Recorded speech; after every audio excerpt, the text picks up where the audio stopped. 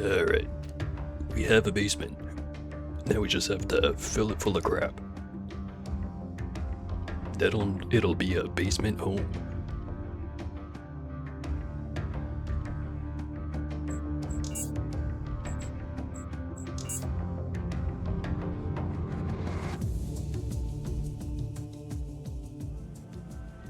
Right. So as mentioned, have the basement.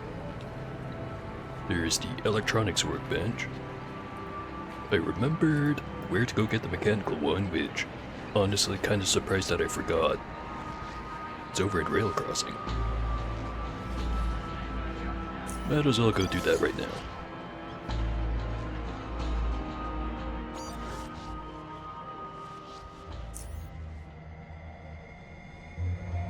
Now I'm thinking, instead of trying to make more steel or super steel plates anytime soon, probably just buy everything I want for the house, which will take most of the rest of my money. And I'll just have to work my way back up.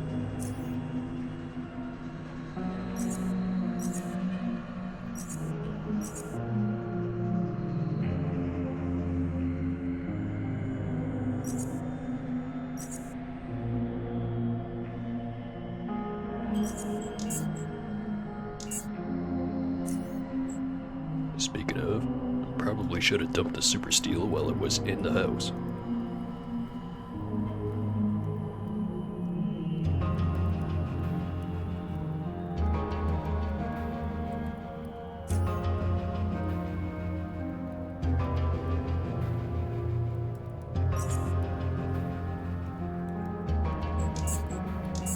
Get more dischargers.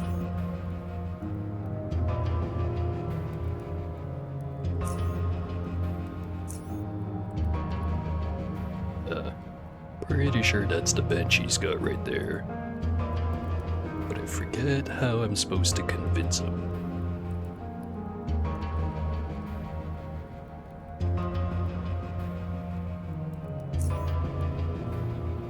Or is it this guy that has it? It's someone around here.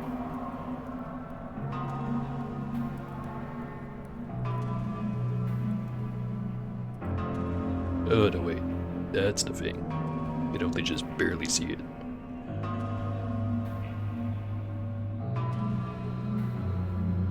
Unless if I'm wrong again. Yeah, never mind. How much you want for that workbench? He slowly looks at the workbench. I got it from a mechanic in Core City. It's brand new. Short pause. 1 cant, 3 wrenches. Not winches. So, 1,300. Yup. Here you go. The bench is yours, man. You can take it now, or... nah. Some guys are gonna come by and pick it up. Alright. I have to go now. Actually. Keep forgetting this guy's over here. He does buy crossbows. Once in a while.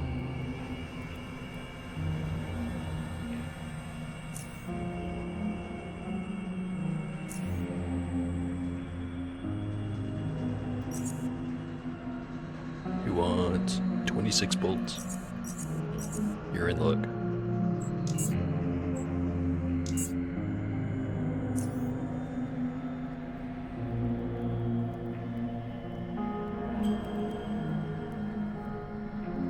Gotta go drop off some stuff at the house.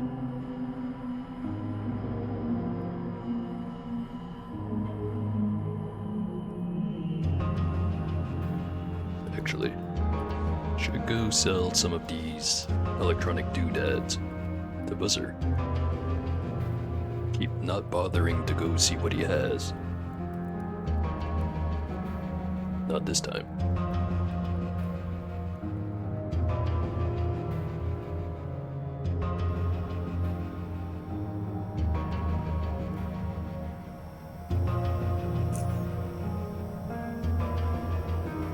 Doesn't want to buy any of it.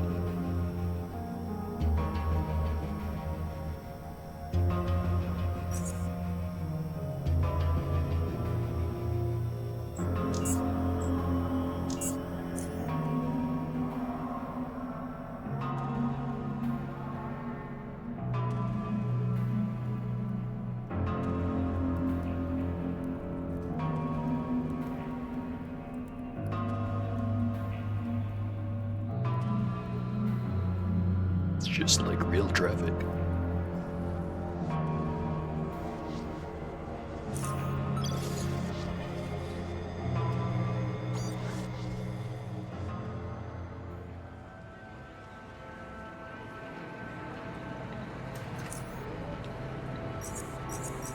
Stick the crafting components here. Over here is gonna be ammo and such.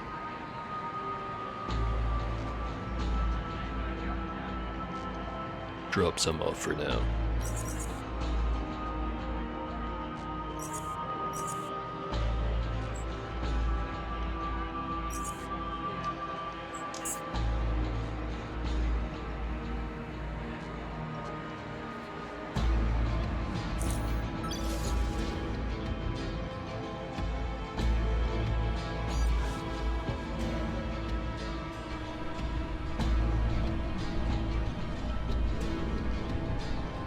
Start with this stuff.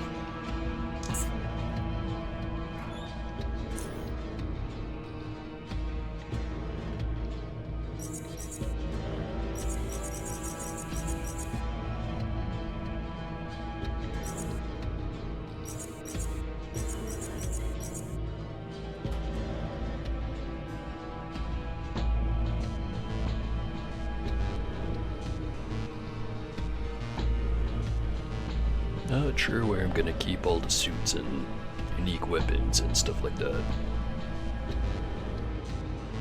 Probably the electronic shelf.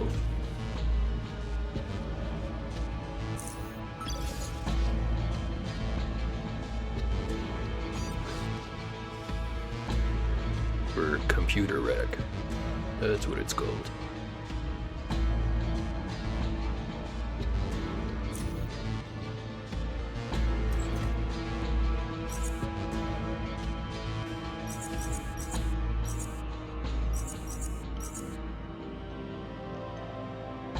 Have a second biotech suit.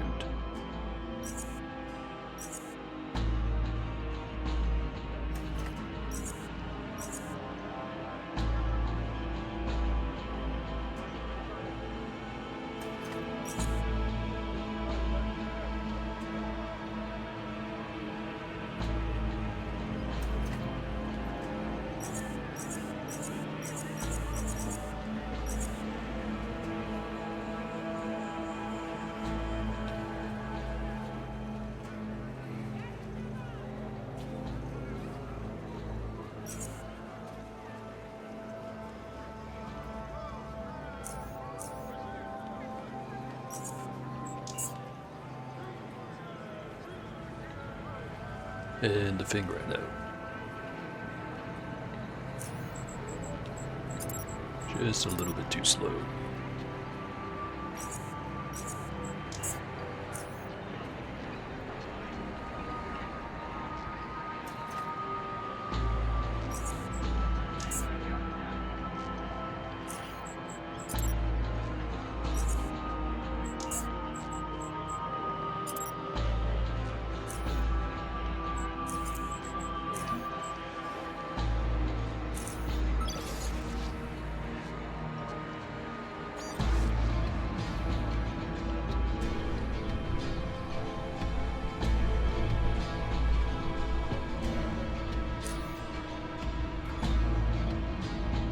All the acid ammo.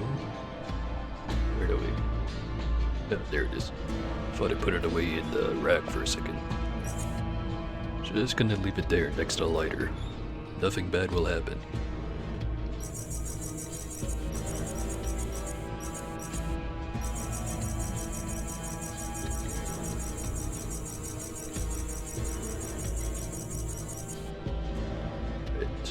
too much stuff.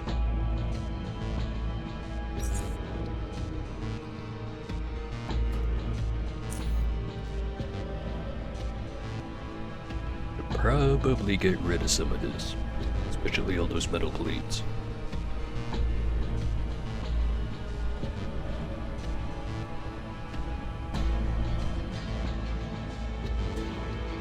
Which reminds me, I don't think I ever got the recipe to make grenade cases. Either the frag or the fin. Should go fix that.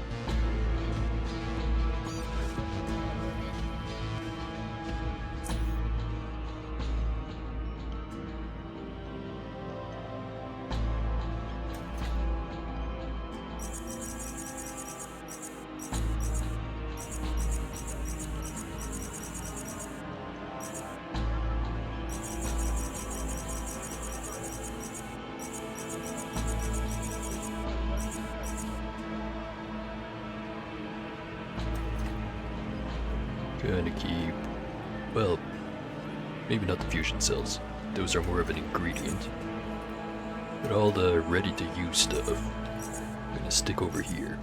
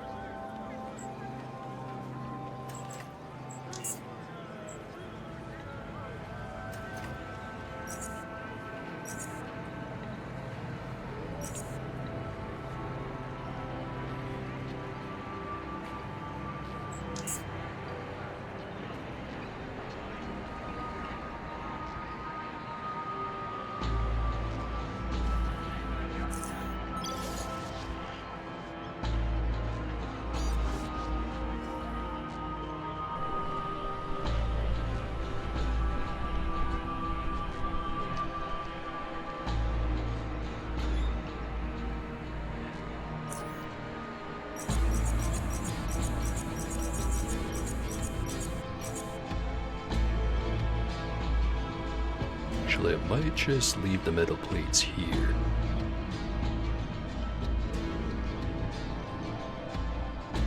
Except this one. Because it's the most likely one I'm gonna use.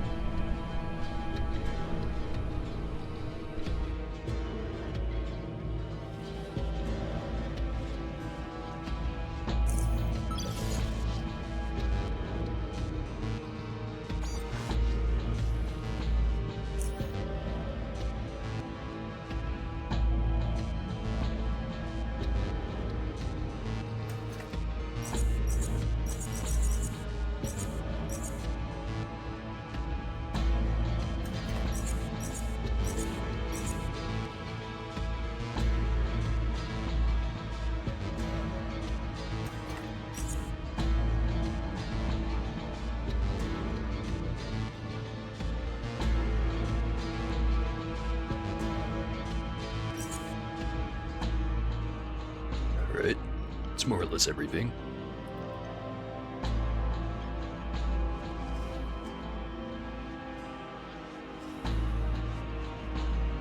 Gonna go get the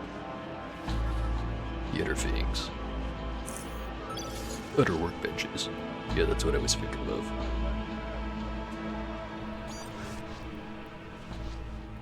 I technically don't really need them, but I want them.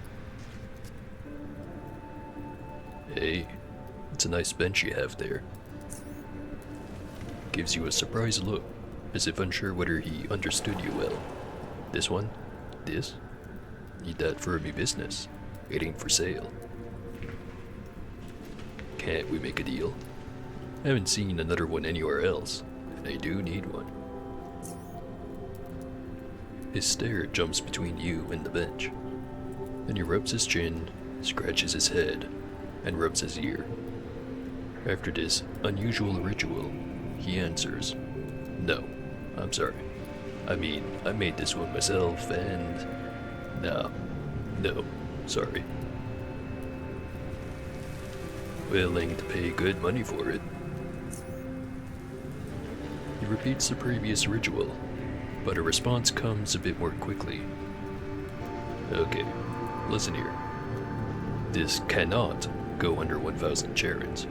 If you want it so bad, that's the price. Otherwise, it hurt me business, mate.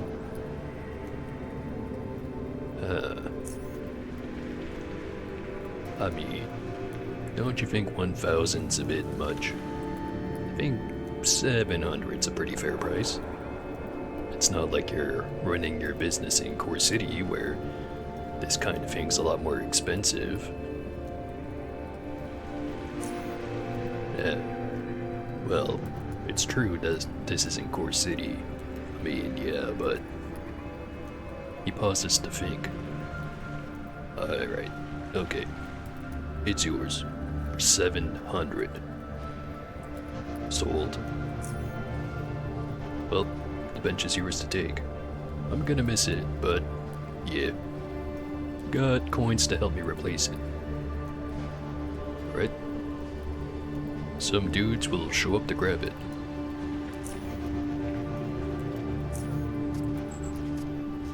Okay. Anything that I can sell here?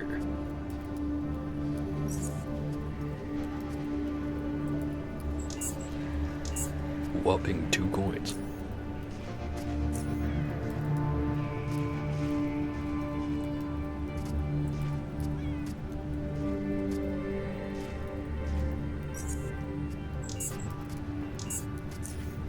Alright, just one more bench.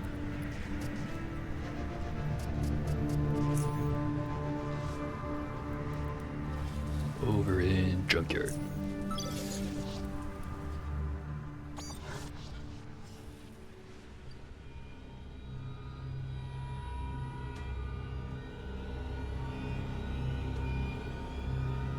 And might as well try to go sell some stuff. Maybe buy some magnesium.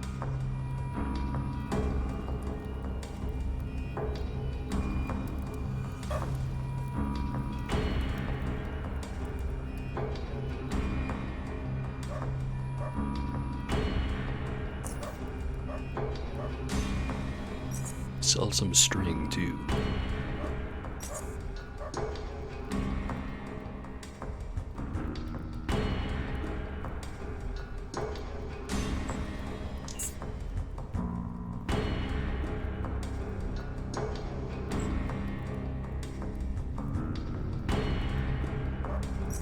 I was thinking of making some lockpicks rather than buying them. But I'm gonna need grenade cases, and I think those are more expensive. Maybe, probably.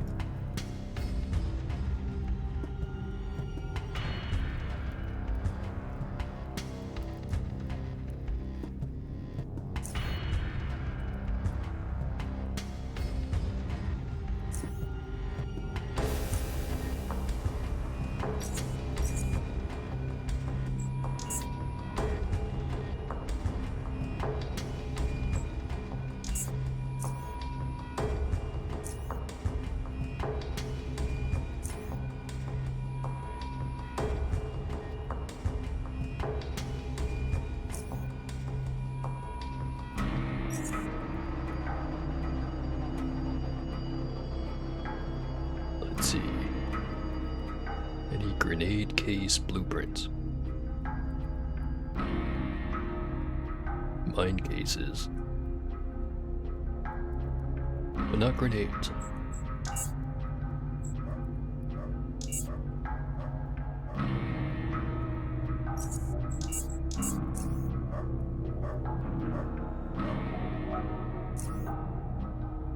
Probably swing by SGS. Surely they're gonna have the blueprint for that, right?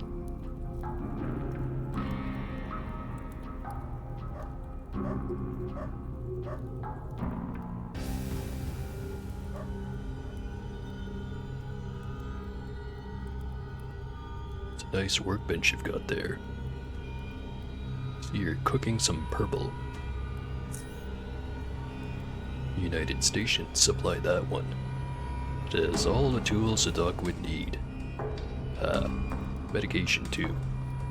It also includes quality chemistry and biology sets, and stuff. Would have known better had I used it. Gives the bench a long, steady look. I don't need any of that. I like my own tools. His wild eye shifts towards a bent needle laying on the ground. Just sell it to me then? Yes. How much you want? It looks expensive. 1 grand. No, 1.5 grand. Coins. Charons. How about 1 grand? Acceptable. Here you go. First his eyes take the money, then his hands. Don't wave it around so much. Poor folks' eyes see everything. Applies to food too.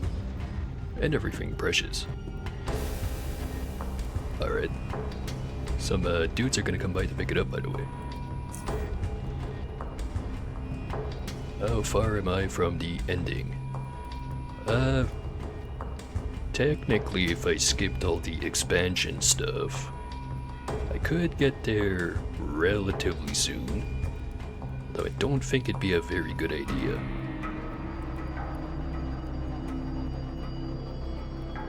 Yeah, definitely doesn't help that I like to go on shopping trips and spend a whole bunch of time crafting and collecting goodies and stuff. Definitely not a speedrunner.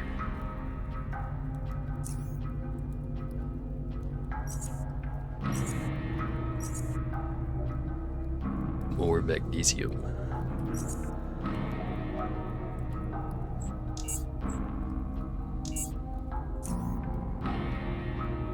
Also, how you doing, Forica? Haven't seen you in a minute. Not that I'm complaining. I haven't exactly been a regular scheduled streamer.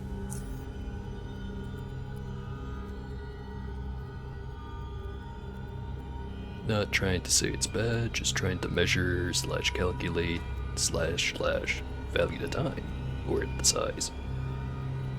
Yeah. It's I haven't really thought too much about how long it takes for one average playthrough, considering the amount of times I've played through this game. Not on high difficulty like I'm doing this time, but there's a lot of options for builds, so if you're into that, you can get a lot out of this game. If you just want to see the story though, you're not gonna get nearly as much. This wasn't here last time. That's a box. Iron gun. And a bunch of empty bottles. Except that one. It's mine now.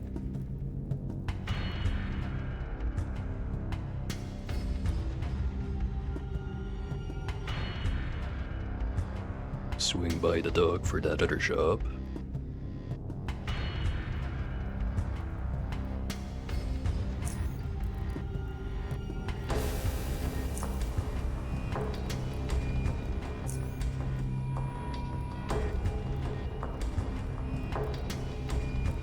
Nothing to sell, but he does have magnesium.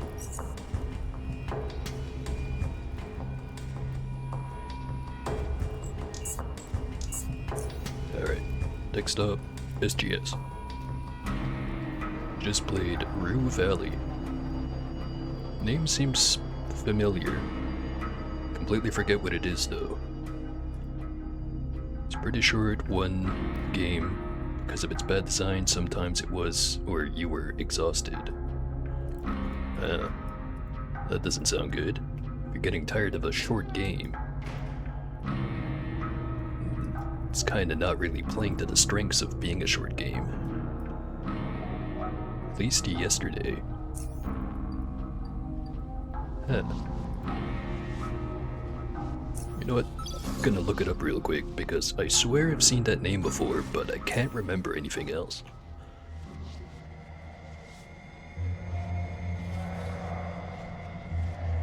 see. Rue Valley. Oh, this one. Think I remember seeing someone... no wait, I'm thinking of a different game. This is one of those, Disco Elysium competitors, right? Wasn't there like a pile of them all, like, not necessarily releasing at the same time, but they all got like announced around the same time? Yes and no. Sounds complicated.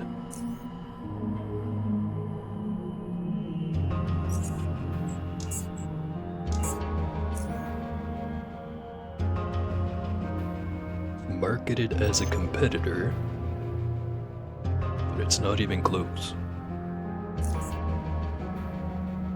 So is it like ripping off the style but everything else is different?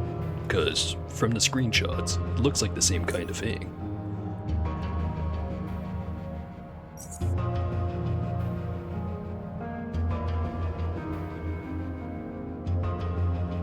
Still no recipes for grenade cases.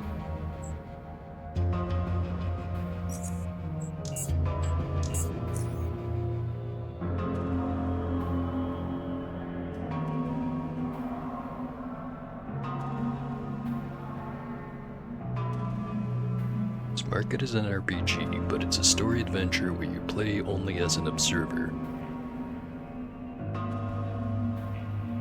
So like, no interesting dialogue choices and such. So remember people saying that Disco Elysium was kinda like that, where yeah, it's an RPG, but there's no combat, it's all just dialogue. But the dialogue changes a lot depending on what you pick. Right, what was I looking for? Oh right, I wanted to sell stuff.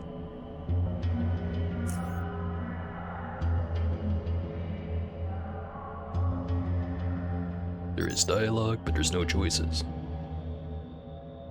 Yeah, it sounds like it's kinda missing the point.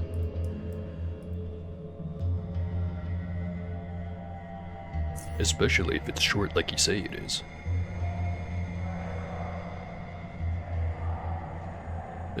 There's a grenade case. I just need the other type.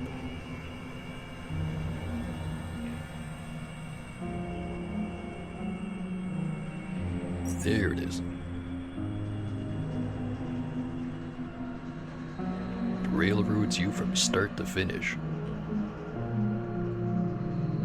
Gonna sound like a broken record, but what's the point of a Disco Elysium successor that doesn't do anything that that game did that made it noteworthy?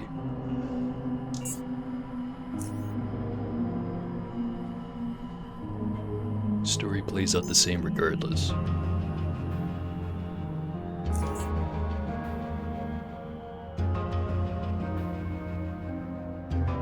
Does it have any side content and stuff? Or is it all just one main story event and that's that?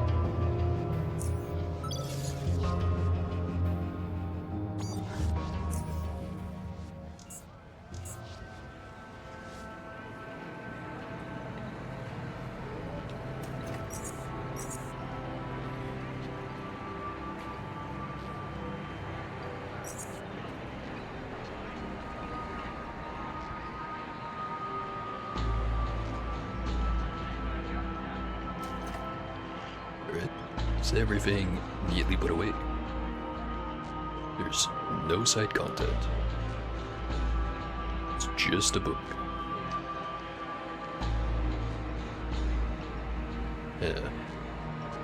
Yeah. Definitely sounds like a regression.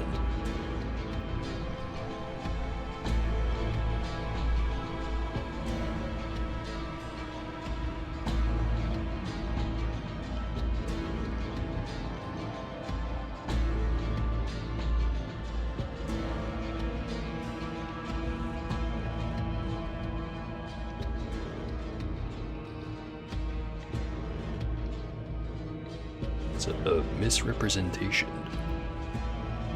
So in the sense of they were trying to make it like disco, but then they completely failed but never took that out of the marketing, or did they only copy the style and nothing else? Misrepresentation by the devs. Yeah. Sounds kinda shady.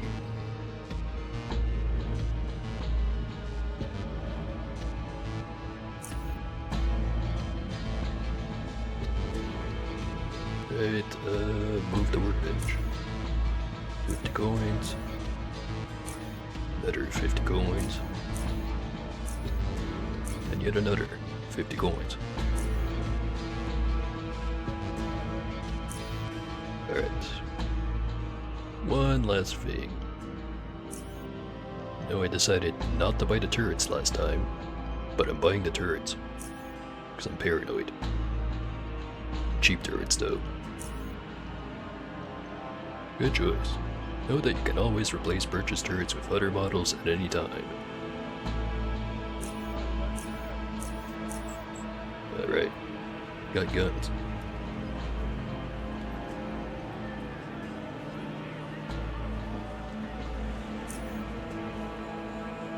Also, should probably look at what the super steel armor would look like. Probably should have done that last time around, actually. At some point, several times in the game, you're stuck in a 20 to 30 minute unskippable cutscene where you have to left mouse button every 2 seconds to progress the cutscene. Yeah, that sounds kinda miserable, to be honest. Does it at least have voice acting?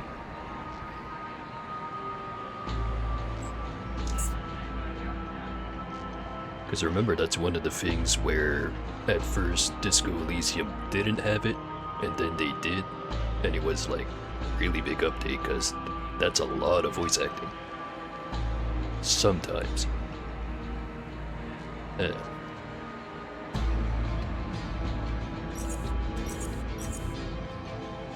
Starting to sound like maybe the developer thought it was easy to make a clone, and then it wasn't as easy as they thought it was.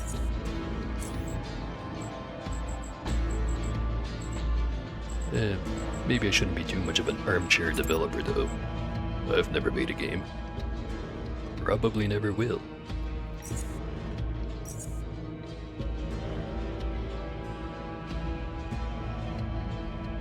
Prefer the consistency.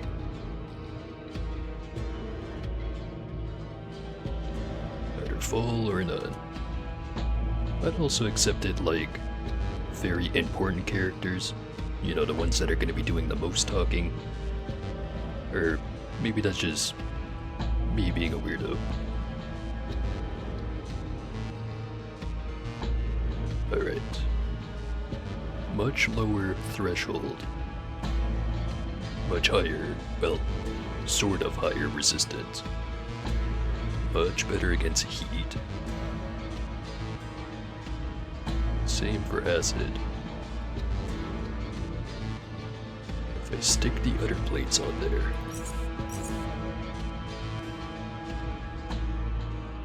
Heavier, less threshold, more resistance. It's not terrible.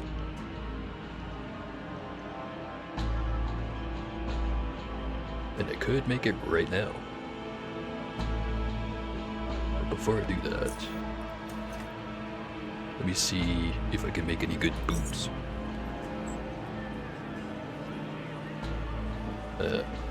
Don't seem to have any padding. It's going to be a problem.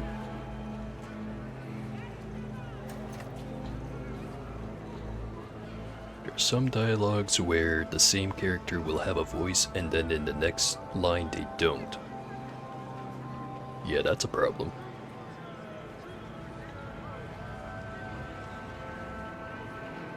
It kind of reinforces my assumption that maybe they ran out of money partway through.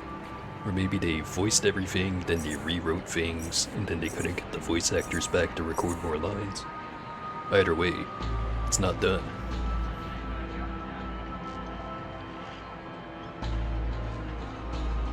Alright, gonna leave the super steel plates here. Could build up enough money to get one more plate, make one good armor set.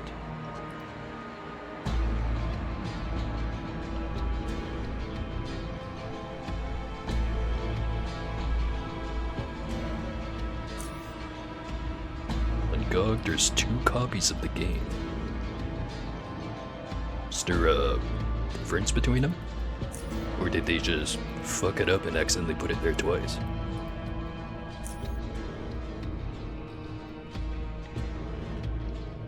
Second one counts as DLC. So like a season pass kind of thing where it's like, oh, if you have this thing, all the future DLCs will be, massive air quotes, free.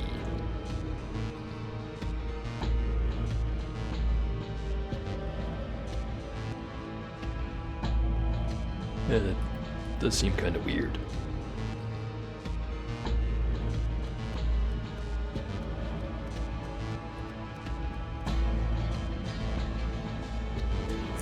Yeah, forgot I could expand this guy's inventory. I received no word of this from the chief. Why do you think you should have better equipment than everyone else? Because I have money. He smiles. I like your straightforwardness. You did not try to maneuver me like almost all of those who dare come here with such a request. The things, the excuses, the elaboration I have heard over the years. Even though I haven't been granted permission explicitly, don't think that the chief would mind if I elevate your armory access level. Thank you, sir. Like, can I buy stuff now? Yeah, it's got the blast suit.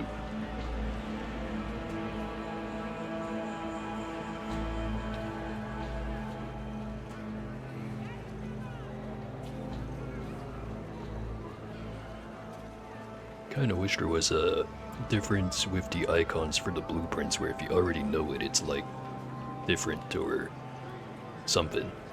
Just so I don't have to mouse over all of them every time.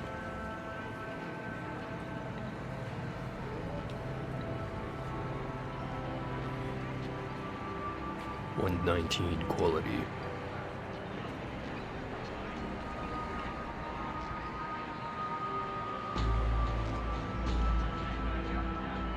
Another thing I haven't considered would be super steel greaves.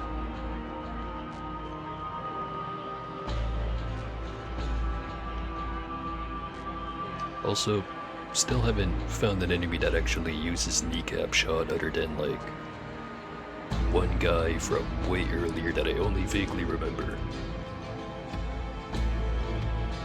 Which I don't think is as good as being immune to caltrops. Which I also don't think I've seen anyone use in a really long time.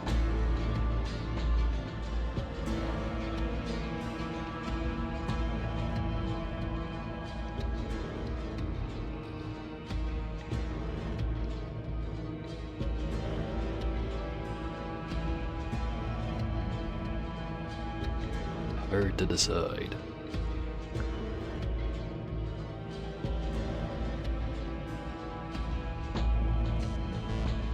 I think the guy selling the greaves blueprints was over in Junkyard.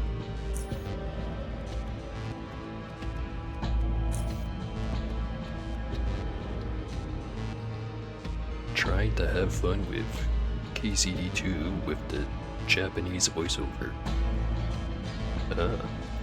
Didn't know you spoke Japanese. I'll admit, I tried to learn. It did not stick. Oh, you don't?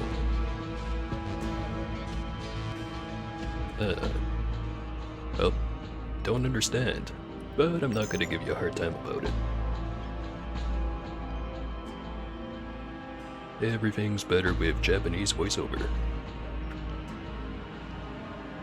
You know, I forget which game it was, but I did do that with some game, where I just thought that the English voiceover was so bad, I wanted to change it to a language that I don't understand, so at least I'm not so mad at it. And it worked. I think it might have been one of the Borderlands games.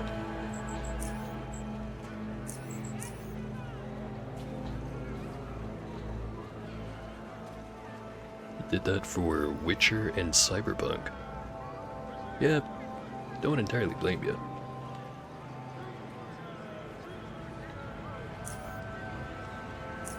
Also, no idea where I'm going. Got all the missions done for Praetorian Security, got all the workbenches.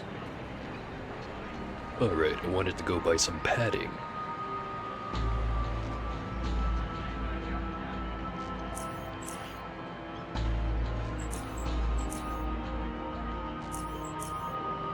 Still have that mission from Junkyard I could go to. It'd be pretty easy to accomplish by now. Half of Cyberpunk was already in Japanese, because of course it was. Yeah, I mean, I've watched Blade Runner, I get it. I did think it was pretty cool in that game where there's like an in-lore explanation of it doesn't matter what language people speak because it automatically translates it on the fly. Because of cyber implants and all that stuff. Which I thought was pretty cool.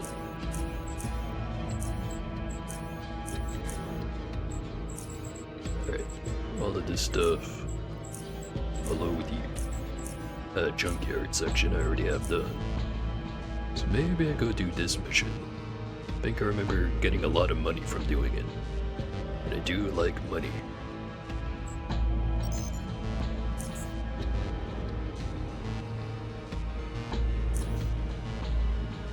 Yeah, getting better and better at the translation stuff. Still not perfect, but it doesn't have to be perfect. It just has to be good enough.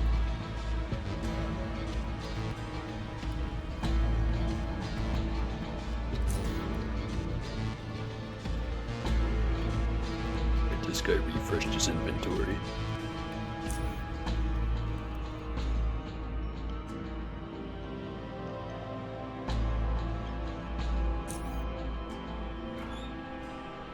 Kinda need this guy.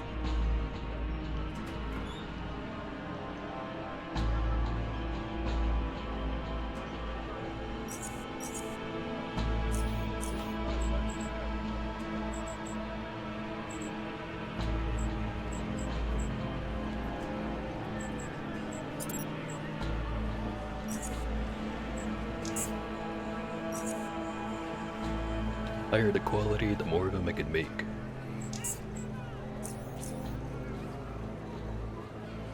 Noted. Any padding. 81 quality. It'll have to do.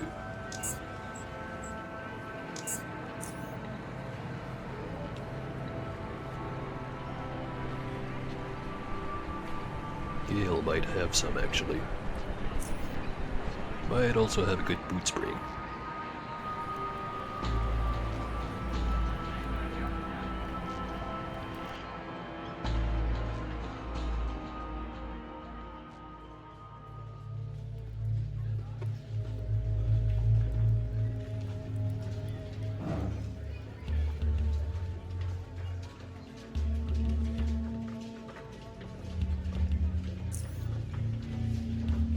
.106 quality.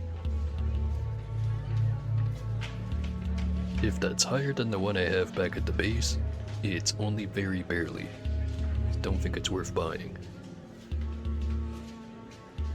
80 quality on both of these.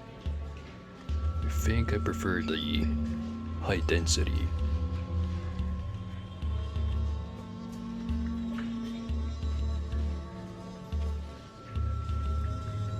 Yeah, not gonna bother.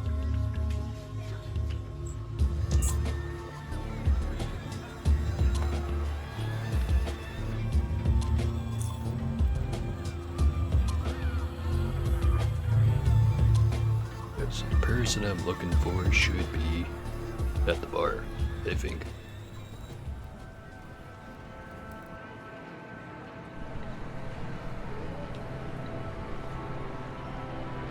Sophie. Approach a girl in her late teens. It's easy to notice how much she stands out of the drunken, shabby crowd around her. Expensive clothing and jewelry, neat and orderly hair, gentle hands with colorful nails, meticulously done makeup, all of which are being held together by a supercilious attitude. I don't think I've ever said that word before, at least not out loud. It seeps from her dull gaze which, probably used to looking down at people, lazily crawls up your body to meet your eyes and to reveal her utter boredom. Hey, Zoner. Sup?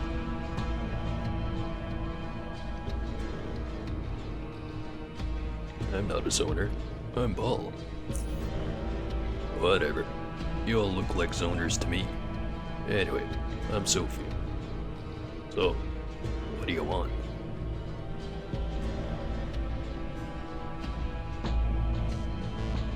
What can you tell me about you, Sophie? I'm bored. Thought I was gonna, have some fun here, but no. It's duller than watching mushrooms grow. She makes a brief pause, watching you with some hidden intent. Then, her eyes widen as she expresses her demand. Amuse me, Zoner. Amuse you? How the hell would I do that? Do I have to do everything? Think of something. You're the Zoner here. Alright. I think I got something up my sleeve.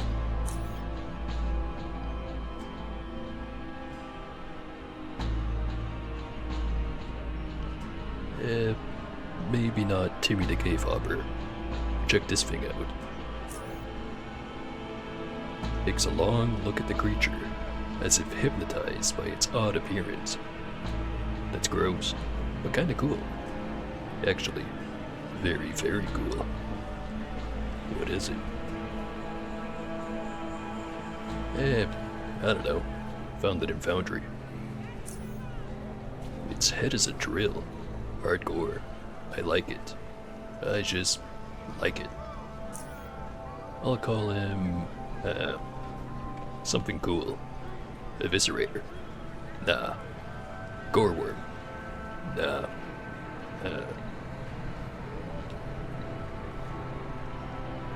You know, it could be yours. For a price. How much? 500. These things are pretty rare, you know. Whatever, I'm taking it. She pulls out 500 coins, like it's nothing to her. Take it. Gonna take him home and give him some hardcore name. She pauses for a second, watching you. A moment passes, and a product of her thoughts gets presented. Hey, Zoner, you wanna join me?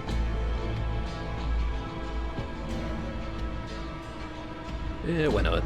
Where do you live? The Talowski Manor. She laughs. In case you didn't figure it out by now. Sophia Talowski, daughter of Vlatko Talowski. I'm sure you've heard of us, unless you're a real Zoner. She laughs. Our mansion is in the residential area. Yeah, it's just by the Praetorian Security Building. I'm going there now.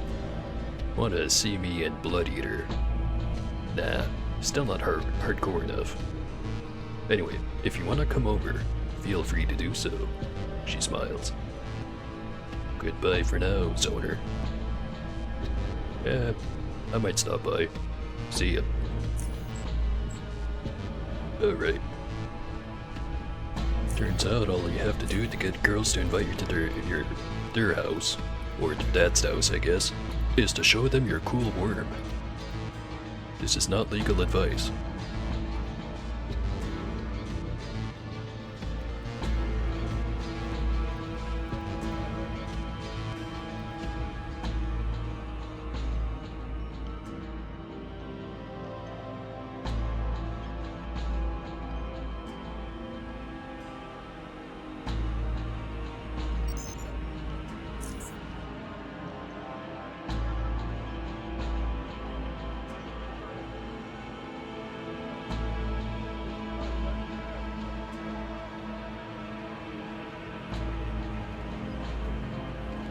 Alright, it's right next to the Praetorian HQ.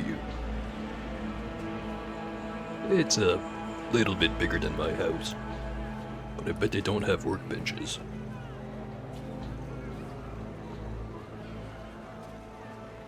The guard signals you to stop. Excuse me, sir. This is private property. State your business.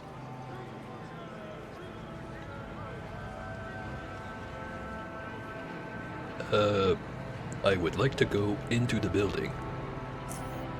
He pulls out a mobile computer. Your name? Paul. He taps the device a few times before speaking again. You're on the list, which means you're free to come in. Welcome to Talowski Manor. One word of warning though. Your movement is restricted only to the first floor. Unless specified otherwise, getting caught anywhere else in the manor will have serious consequences. Enjoy your stay. I could probably take him. Unfortunately, stealth is not optional for this mission. Or is it?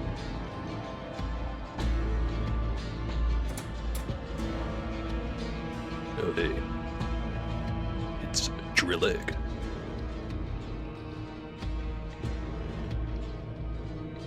So, did you name the worm?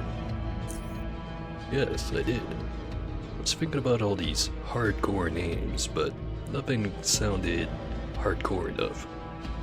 Then it hit me. Literally, the creature hit me with its drill head thing in the leg.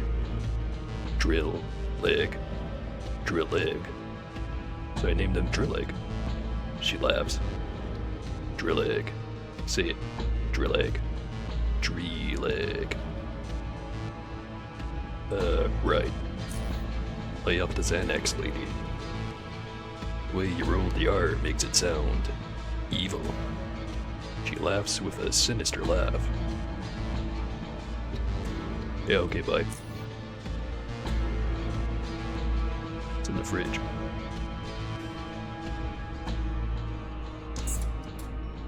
There's nothing in the fridge.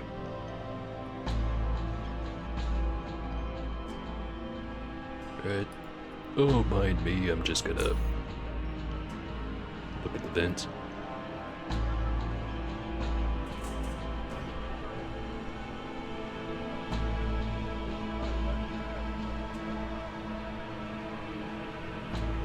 Alright. Recap the mission. Locate former Biocorp researcher Whit Nosek, dead or alive. Find out what it was he discovered while working on the ARC project. Actually, I think I just realized I'm sequence breaking this. Somewhere else I have to go first.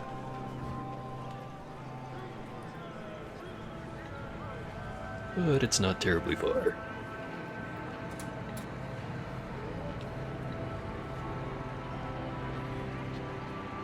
Just have to go to Upper Underrail.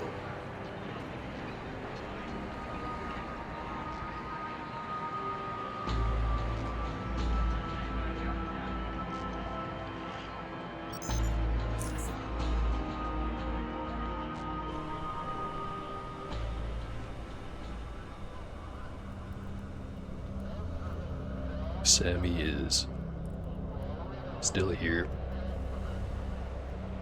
Still trying to convince himself to jump on the tracks. Still can't do it because he loves the arena too much. You know, Sammy, I'd buy you a drink if I could, but that's not an option. Have fun.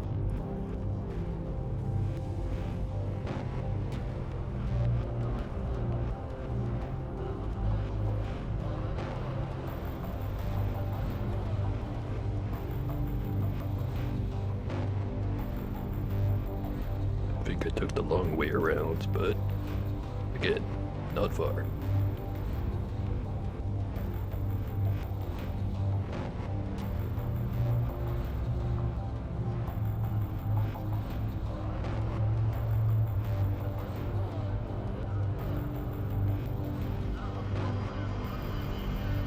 Still that mystery hole I have to go check out later.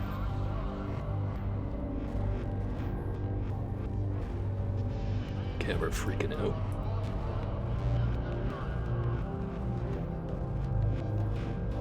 Couple of renegades.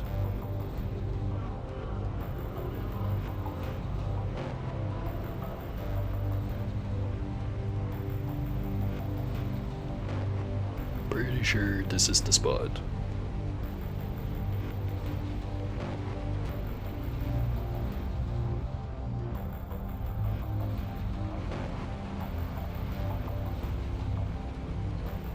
Panacea Lab. Totally different from Panacea Lab. Nearly stepped on that.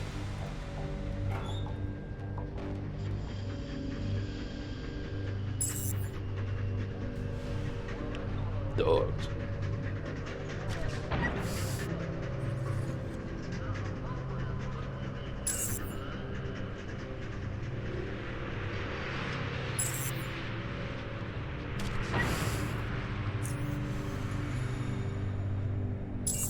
Where there's one, there's usually more.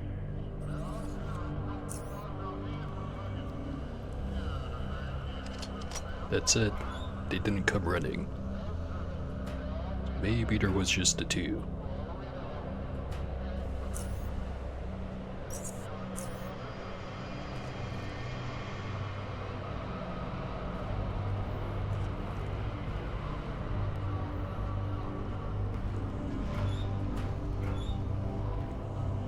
A tourist guide. 1 point.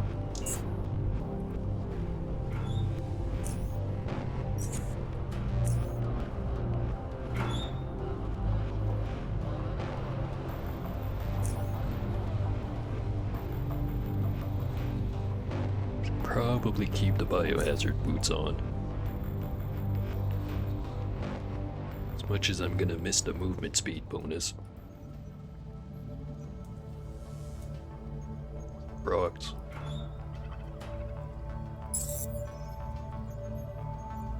Mutants.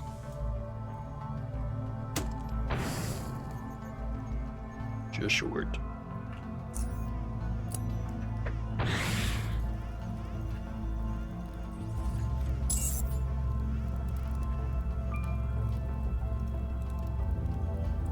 Alright, there's more. They're stuck behind the fire.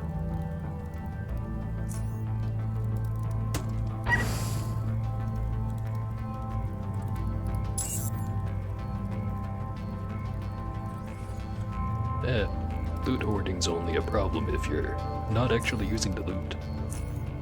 Which anything I don't use, I sell. Which, as it turns out, still need more money, despite having nearly 20k last time around.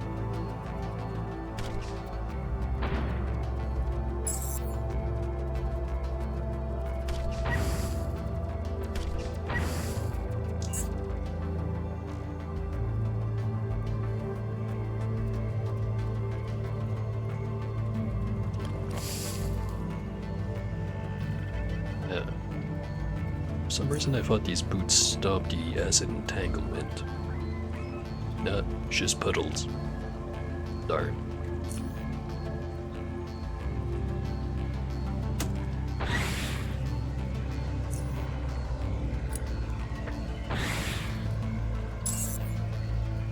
Just mowing down these guys now.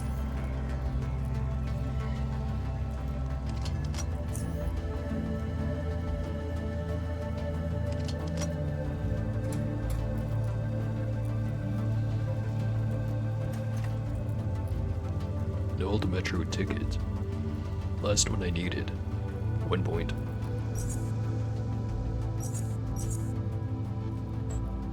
Just need another 5. Then I'll be level 22. Which I think gives me another attribute point. Probably keep dumping it all into Constitution.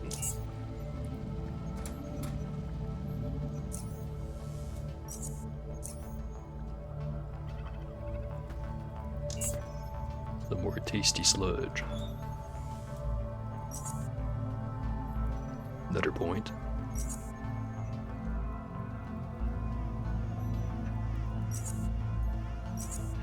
Some expensive bits. Mutagen container, but I already got the maximum amount. Inactive computer console next to an acid blob trap.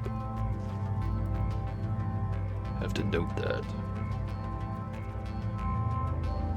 Usually have a full backpack of cool stuff at the end of the game that you never use because maybe you need it later. And later never happens. Yeah, this game kind of plays out the same, although it should be noted, they actually do make you try to use that stuff up, because the last area in the game, which is basically like a huge dungeon, you cannot leave once you enter, so you better show up prepared. And I'll be honest, the first time I went there, I did not prepare good enough.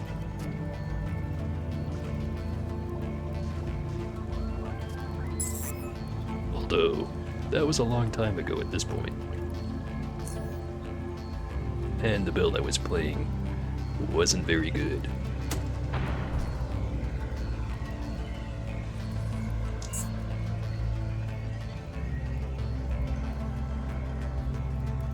Just you two.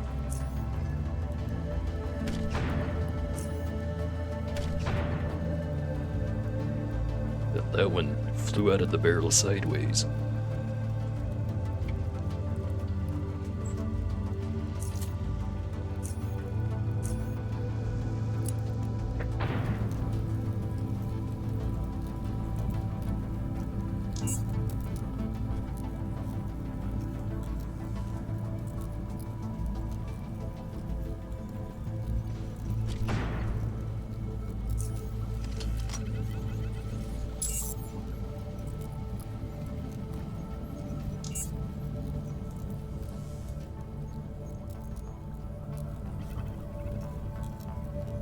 Right, so it looks like I just took out a camp full of mutants.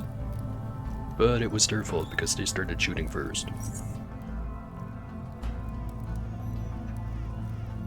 Fish drying rack. Smells like sewage.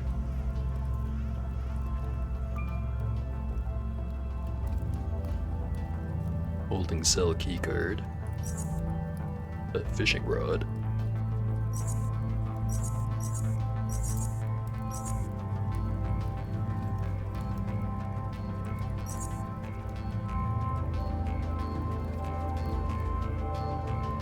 I was about to say these guys aren't very well equipped, but they are mutants. Kinda makes sense.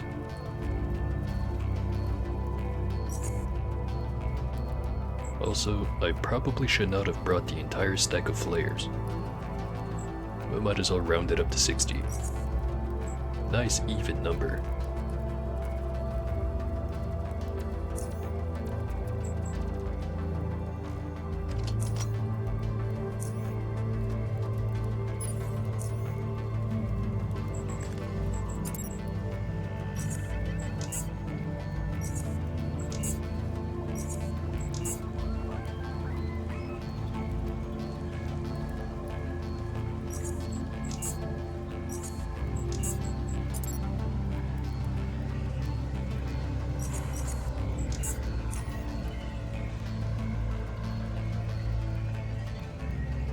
Doing fine enough. Fix the gun. Nearly double the value on it.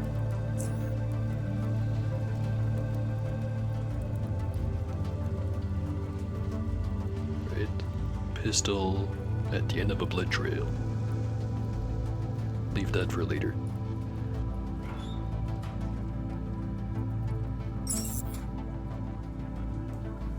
Oh.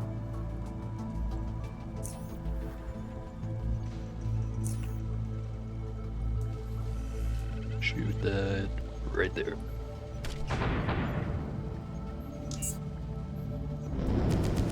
And there's an industrial bot. Didn't expect that one.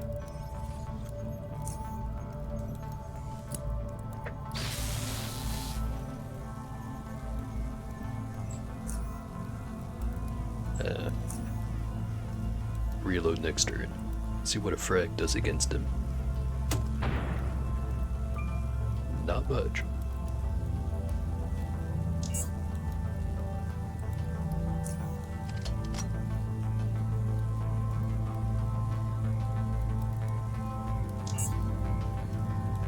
And here comes the mutants.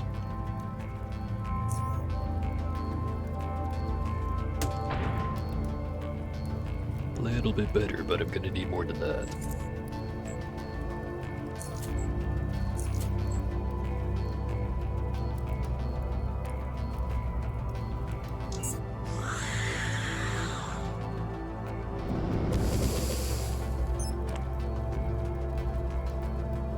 Must be nice being immune to that.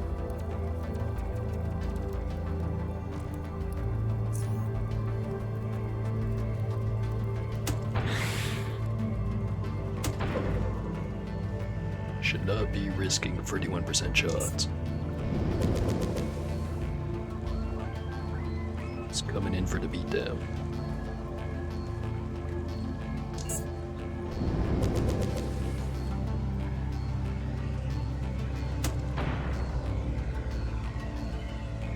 Probably should have used the EMP grenade instead.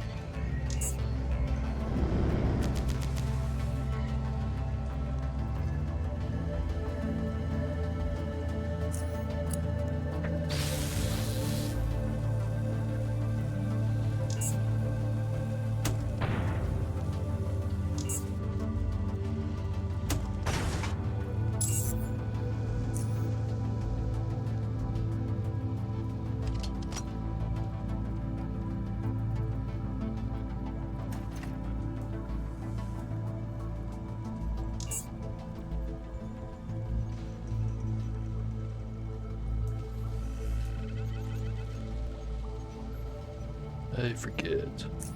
Do I have the two-headed mutant? Oddity. Whatever it was called. It's one of those 1 out of 1s.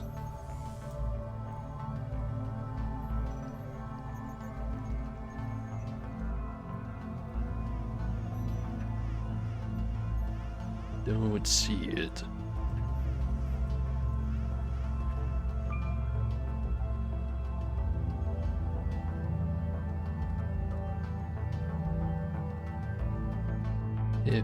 Must not have run into it.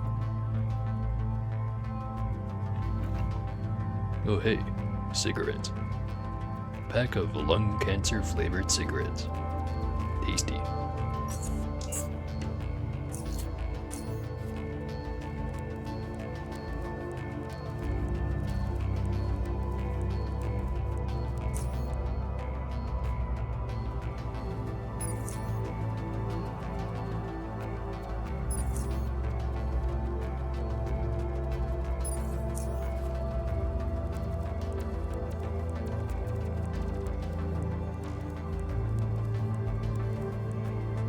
Couple of non-mutated dead guys. Room 2 keycard. No wonder he's dead. He only brought in crossbow parts, not a crossbow. This guy just had a skill issue because he actually did have a gun. The Kluk 17. Quick, reliable, and precise old-world 9mm pistol made of synthetic polymer. Capable of burst fire.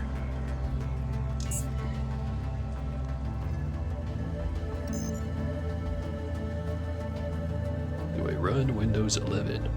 Unfortunately, yes. It kinda sucks.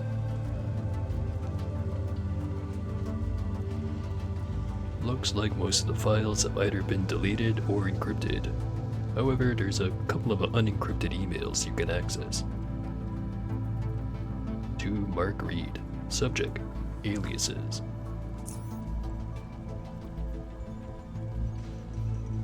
Why unfortunately?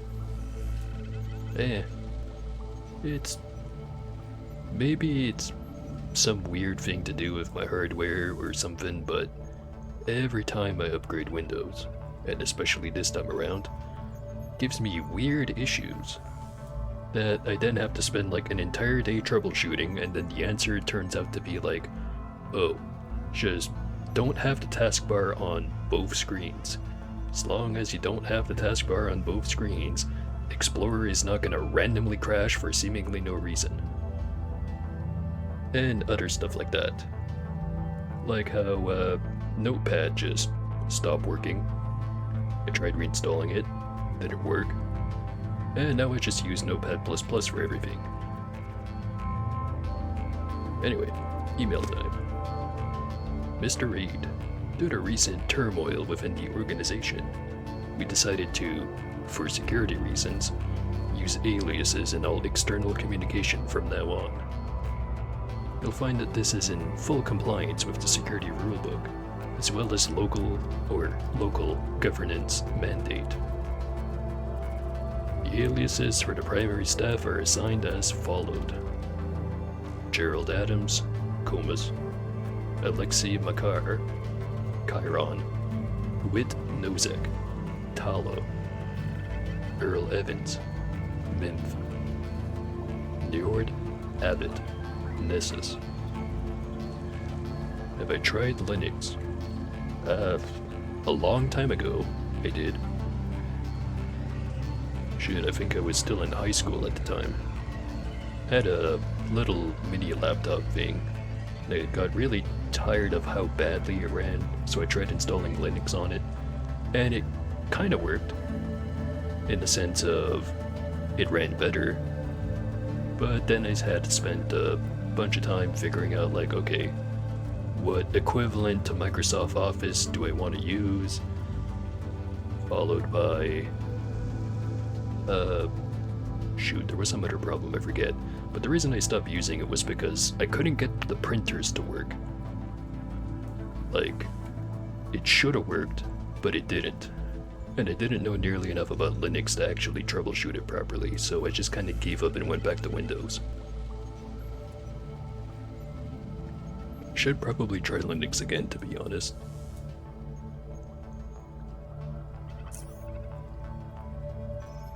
Alright, email 2, file transfers. Mr. Reed. Wait, I thought you were supposed to be using aliases. Oh no, wait, that's external emails. Carry on. As per your request, we have transferred all the assistant staff files to Core City. Though I doubt this will be of any use to you. By this time, they could be anywhere, and are no longer worth the resources that would be required to track them down.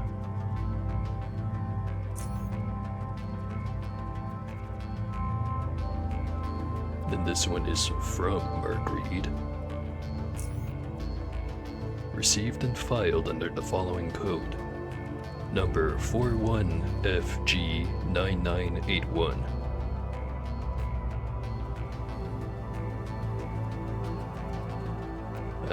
Printers and scanners usually don't work anyways. And in that case, I guess there was no avoiding it. I guess technically I could have set up a virtual machine with Windows on it, but that just sounds like a very complicated way of doing the exact same thing I was gonna do anyway.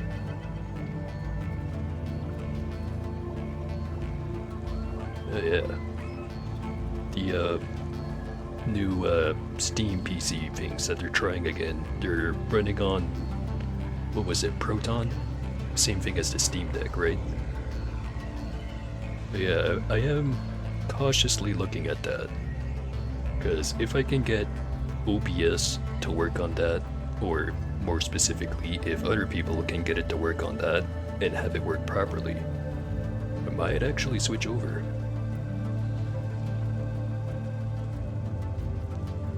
Anyway, let me just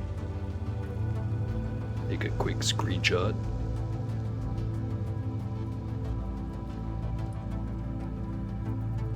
Just in case.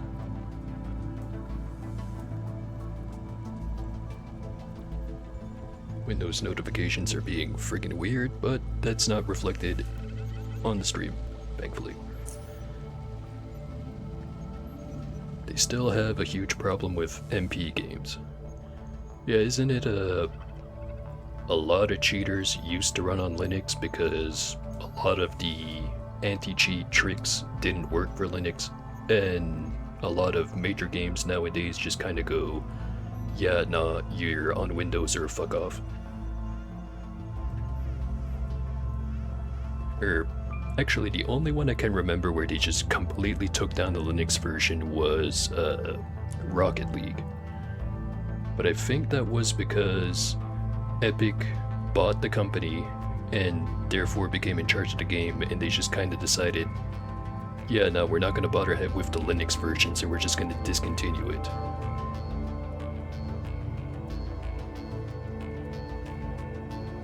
The cheating thing is BS. Kind of unsurprising.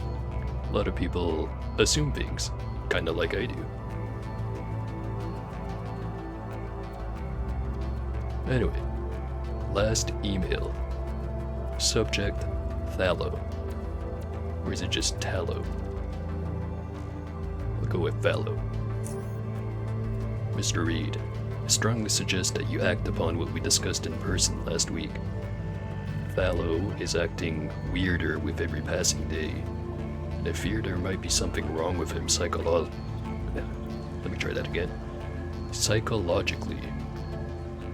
He's now conducting research exclusively on his own, refusing to cooperate with his colleagues.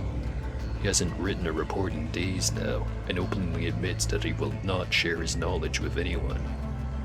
He also seems very irritated by the absence of his assistants.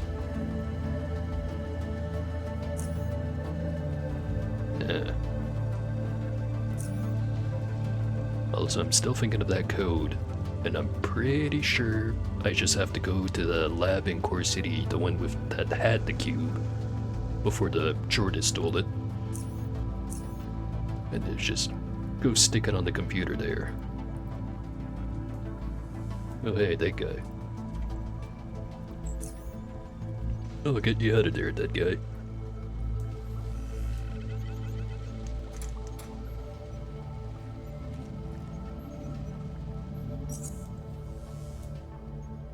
Your taurine is now my taurine.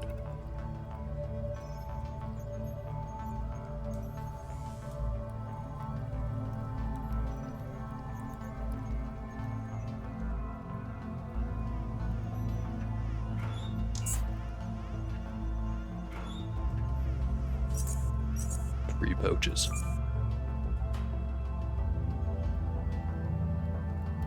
Still that other computer there.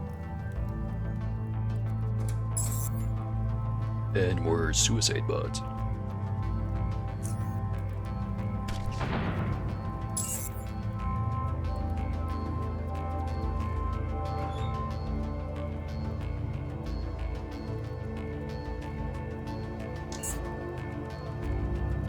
Most multiplayer games don't want to support Linux because of small audience. Yeah, that is kind of a legitimate concern, especially if it's like, oh, I have to redo the whole game from the ground up because there's some weird architecture or something or other. I don't know, maybe it doesn't work like that. But yeah, I forget if it was Steam that had the stats in like their survey, and it showed how many people run what version of Windows and how many people use Linux. And I remember the Linux one being fairly small.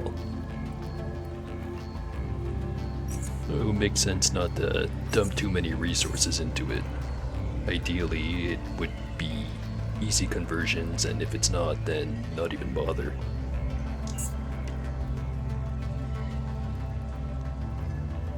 And yeah, like you say, I hope the operating system they're using for the Steam machine really gains traction, because if there's ever a time people are looking for an alternative to Windows, it's right now. Though arguably they've been doing that for like 20 years. It's just been getting worse and worse, even worse. Room 1 keycard. Proton's already so good that the mainstream games work out of the box. Ah. Yeah, that... Then...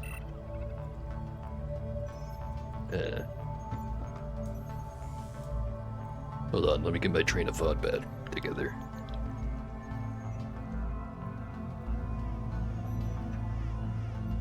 So if it's good enough that you don't have to modify anything on the game to be able to run it, why aren't more people jumping on it? Or am I just getting it backwards?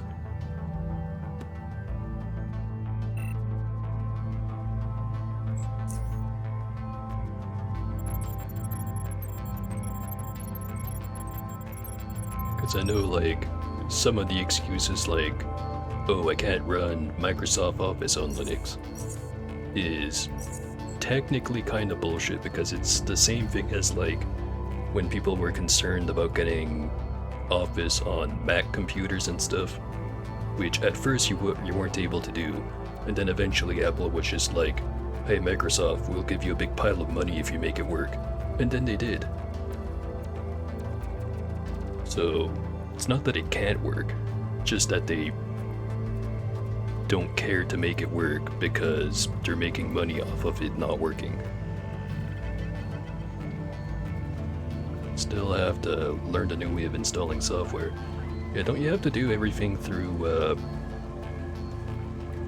it's not Package Manager or something like that.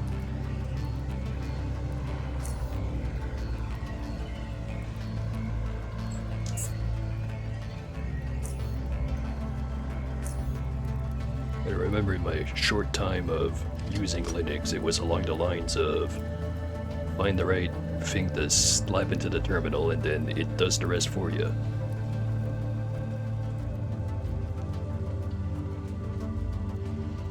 LibreOffice was the equivalent. Actually, I do remember using that. But that time, it's because the laptop I had did not have Office already installed on it. So I just kind of went, how about I try an alternative? And then I did. It's been a long time since I've actually had to write anything in any kind of professional way on the computer though.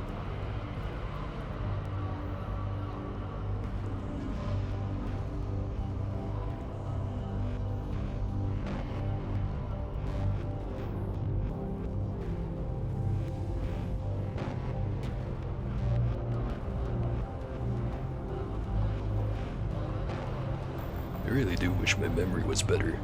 Half the time I feel like I'm just making shit up. And that's not to imply that I am. My memory just sucks.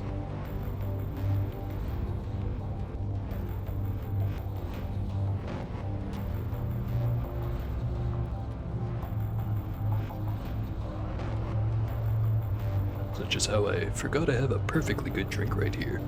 I should sip it.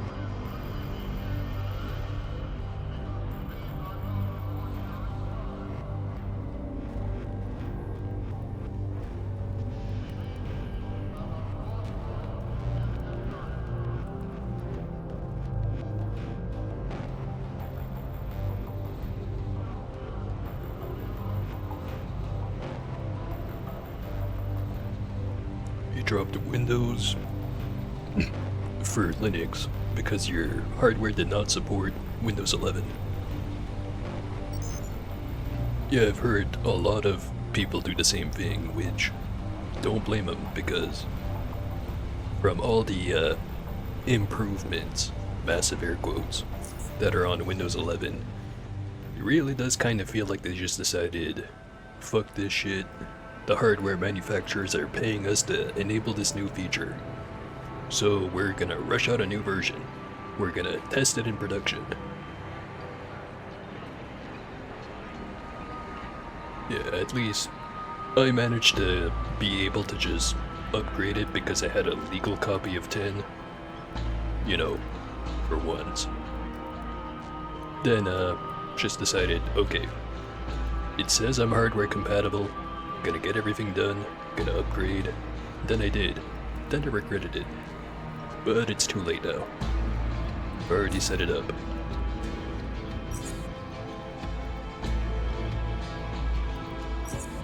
And yeah, it's not a good time to be building a new PC, but that statement's been true for like the past 10 years. Because at first it was, oh, all the graphics cards are out because everyone's buying them for crypto stuff. Then the price never really went down, and then other stuff started becoming more expensive, and like RAM doubled in price just recently.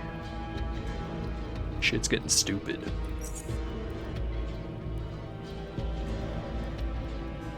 Stupid that Windows 11 can refuse to boot if you don't have an internet connection. Yeah, that sounds very bad. 'Cause there's like a lot of people that probably need to, like, if you have a laptop, you're not gonna bother having the thing hooked up to a mobile network just to have internet on it. Like at most, people will just use the free Wi-Fi at a coffee shop or something they're going to, but if you don't have that, then you just can't boot it up. Or is it like if you did Windows Update, the next time you turn it on, it has to be connected? Because that sounds like the kind of stupid shit Microsoft would do. No one would ever turn off their computer and bring it somewhere else.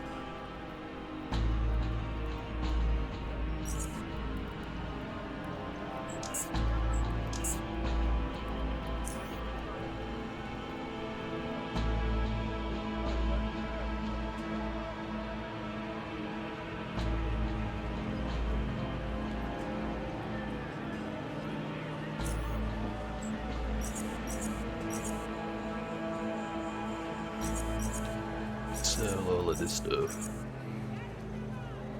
Also notice, I only got the one magazine of thermal barracks.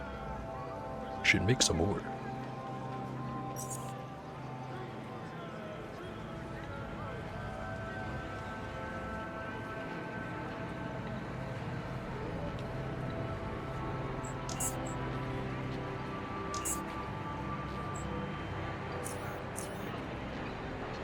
Read that it has de nouveau style license protection.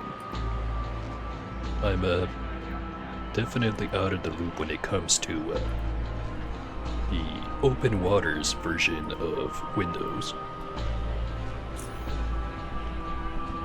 I think last time I had one of those was when I installed Windows 10 for a friend of mine. And it just came with like a key generator thingamajig. So it kinda sounds like they're trying to prevent that kind of thing from happening.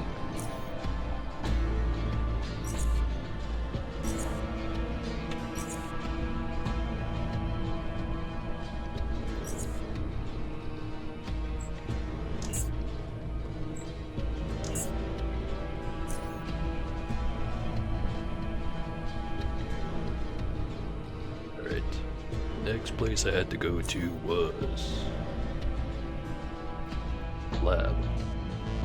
The lab in Core City. The computer in the lab in Core City.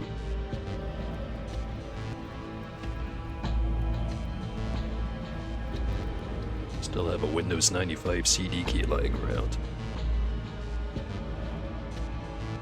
Now that I think about it, what would be the oldest piece of software I still have lying around?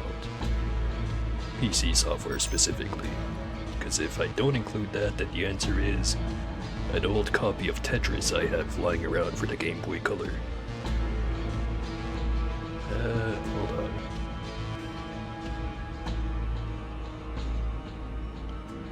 I think I still have the box for it was like a combo pack of World of Warcraft and the Burning Crusade. It had like a fancy big box.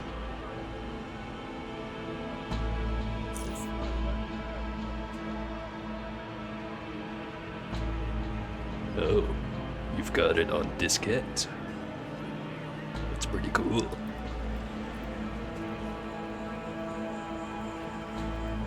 That does remind me, I saw a joke picture, which still not entirely sure if it was a joke, where it was, I think, Windows 8.1 on floppy disk, or specifically Japanese computers.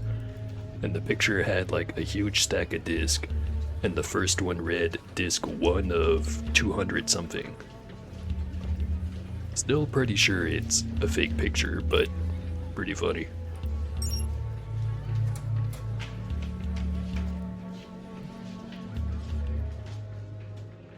Alright, back in this hellhole again. Also, I never switched my gear back, so this was slower than it had to be.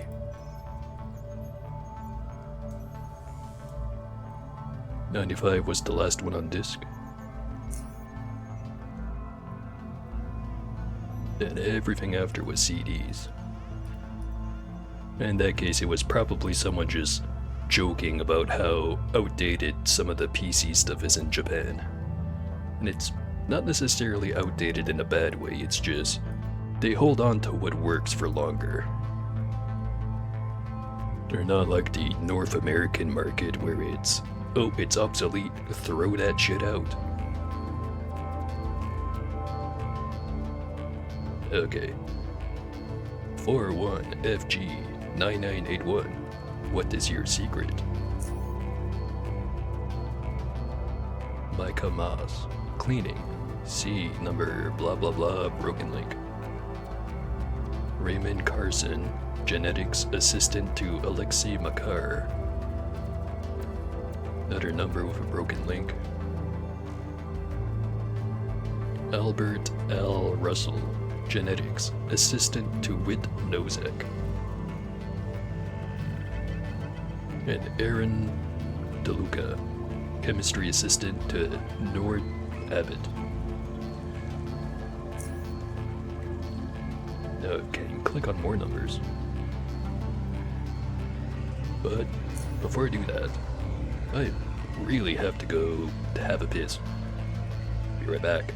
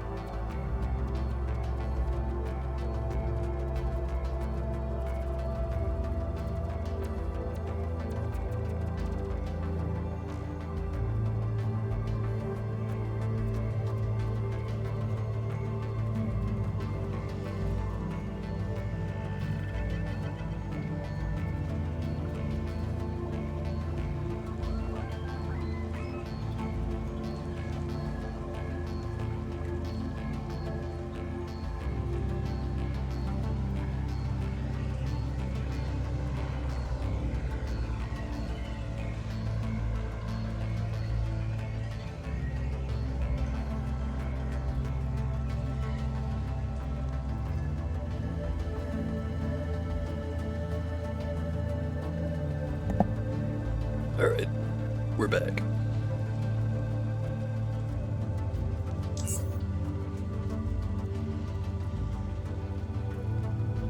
Now, start looking at the funny numbers. Starting with 87AC8XO. Broken link. Great. Second one, 6GH1124. Broken link. Alright, next one. Also broken. Are these all broken? Yes. Well, shit. Yep, got what I needed, I think.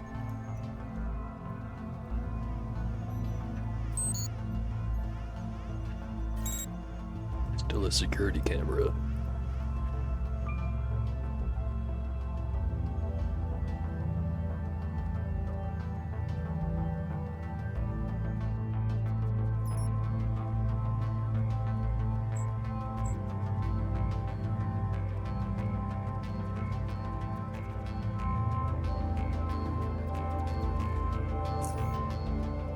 Alright.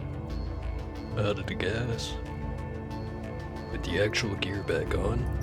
Or forget.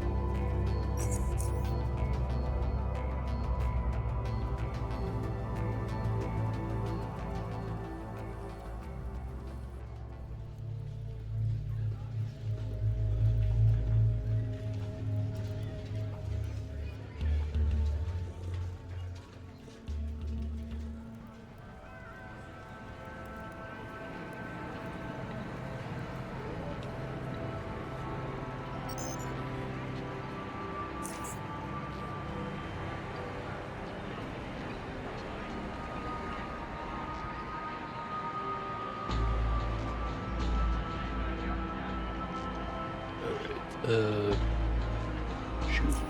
Where was I going again? Oh, right. Up to the manor.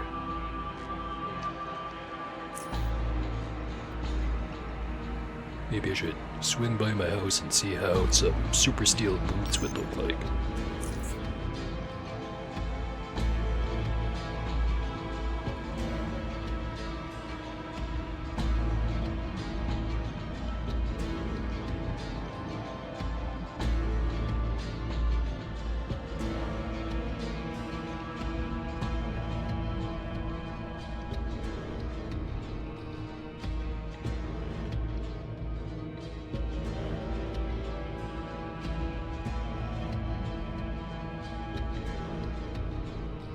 Looking at those two missing points, starting to make me feel impatient.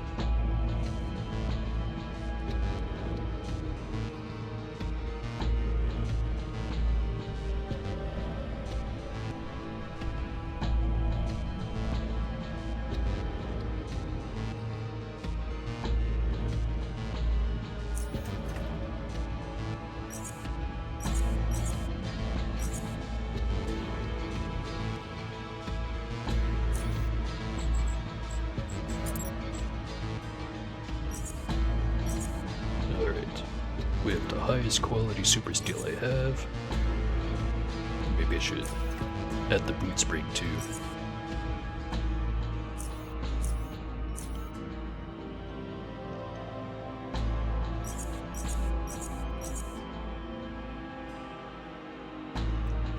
It's got more resistance, more threshold, same thing for heat, same thing for energy, and it weighs less. Spring is also about 11% better, maybe 12. Pretty big improvement.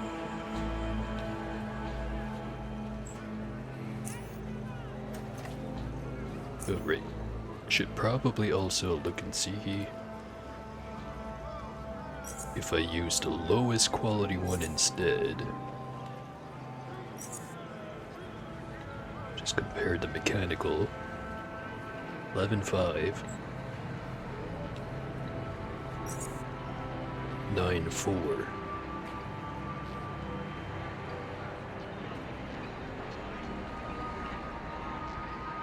So it'd still be an upgrade, but not as much. I used the second lowest quality.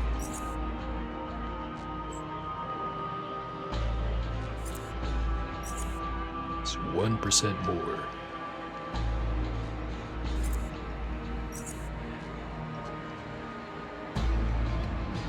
It's tempting, but I'll probably wait until I have a very good boot spring before I make a pair of boots.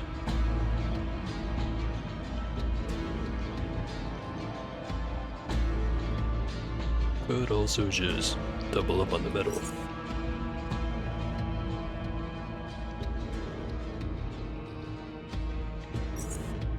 %6 more mechanical resistance, no change in threshold, 4% more armor penalty.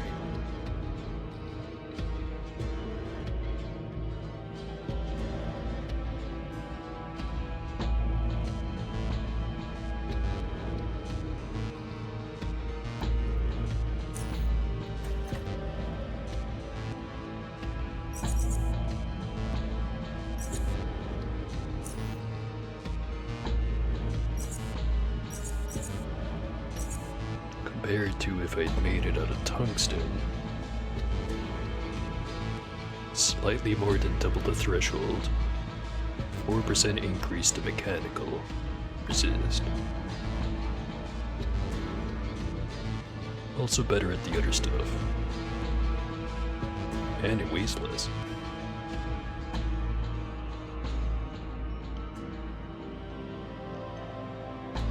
Yeah, might as well. New boots. Better than old boots.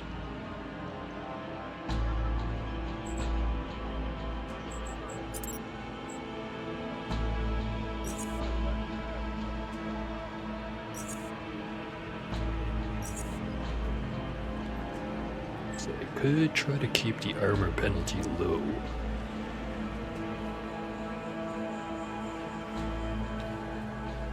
Combined with the boots would give me 38% total armor penalty, which is not bad.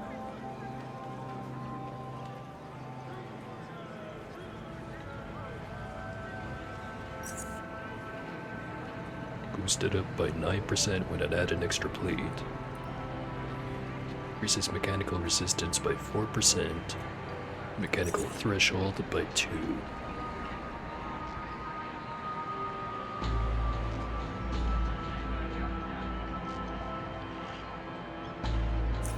What is the current level of defense? 59%, 36 threshold.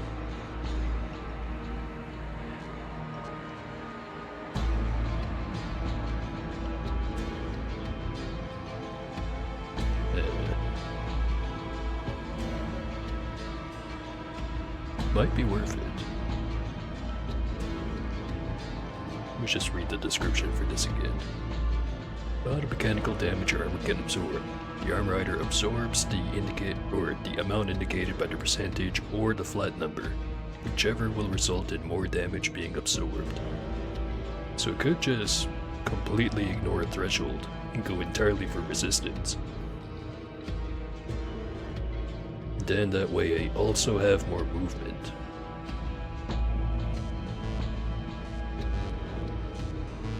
Let's read the rest. Keep in mind that certain damages, such as poisoning or direct mine damage, completely ignores armor.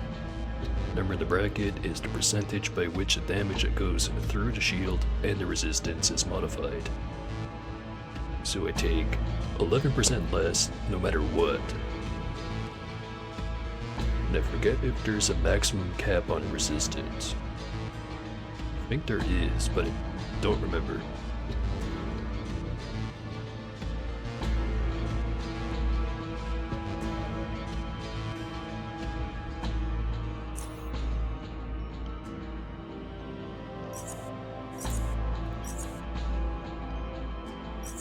Use all 3 plates. Some more armor penalty.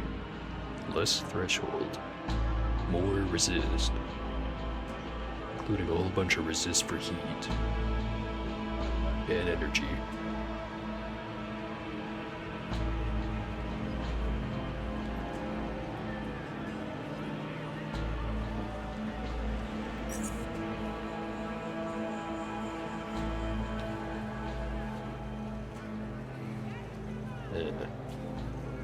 Still not sure. It's either 64, 23, 45 or 56, 19, 27.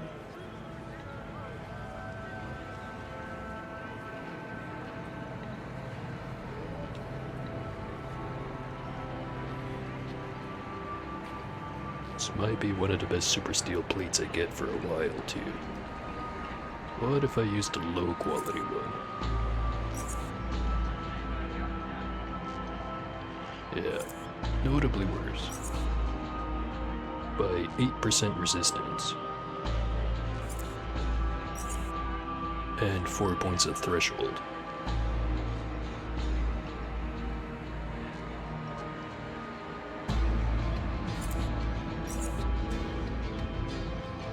Then if I use sturdy vest rather than biohazard, 135 bonus health.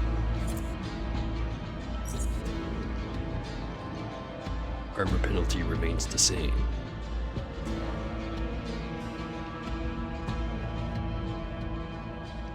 Bio-resistance is pretty nice.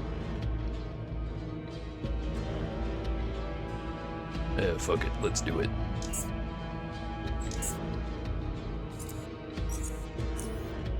Got that fancy armor now.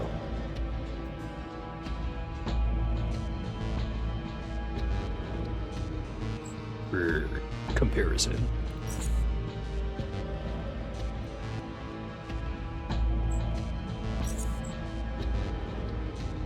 yeah, look all futuristic-y.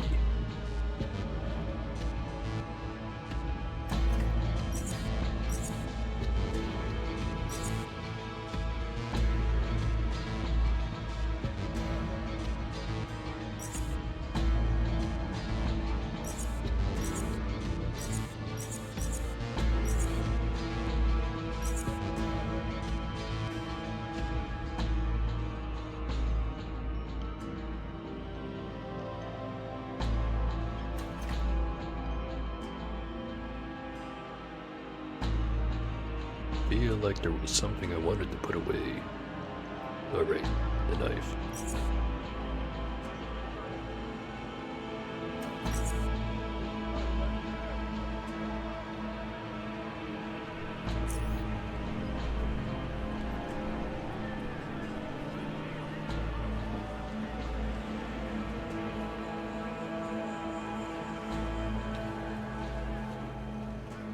Alright. Back to the mansion with the worm girl.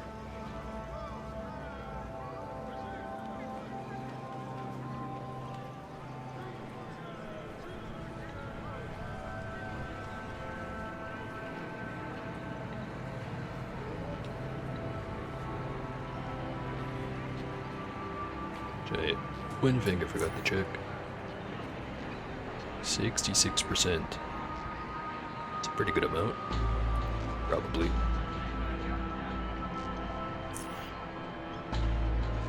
I mean, the main problem I had with most enemies are the ones who do a shitload of damage anyway, so threshold is not super important, not compared to resistance. Ladder going up.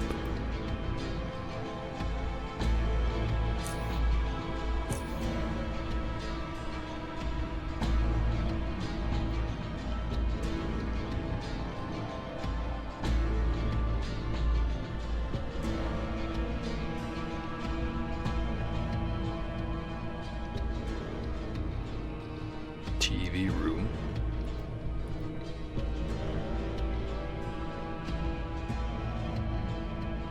Office.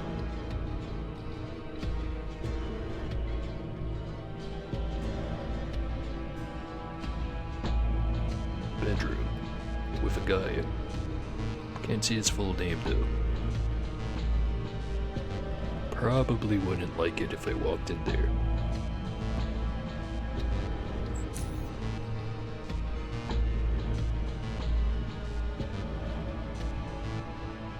Alright, quick save for good measure.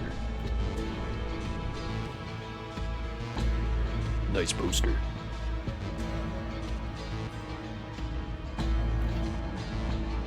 Arena Now broadcasting schedule. 1 point.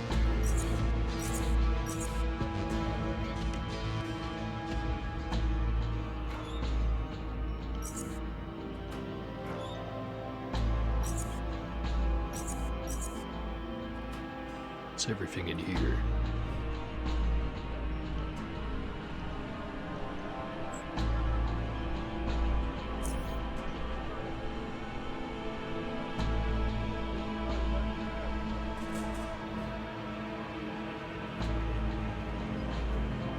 You look at this big monitor and imagine how it would look in your living room. Only I could take it. What if I could?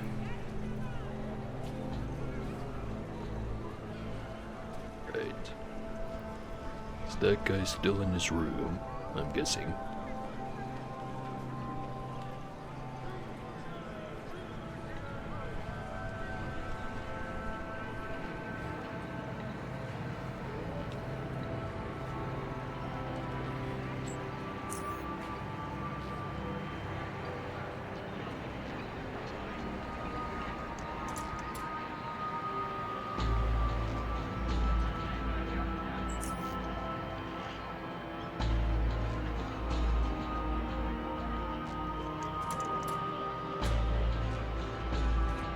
Pretty sure there's guards here. Not that I've seen any.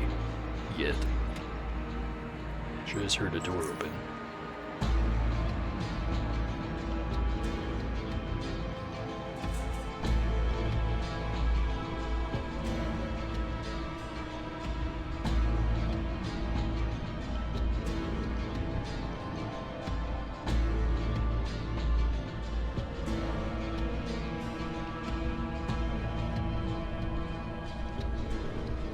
Whole lot of vent.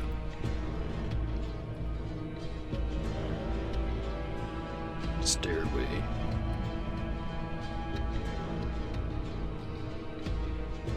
Room full of stuff.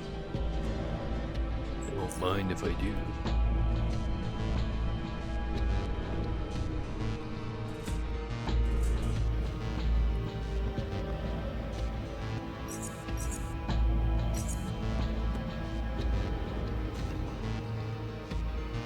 Attic keycard.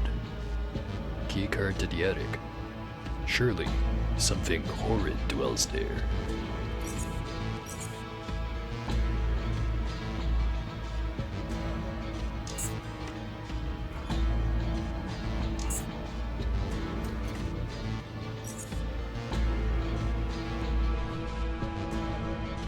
Nothing at the end. Nope. Back all the way around.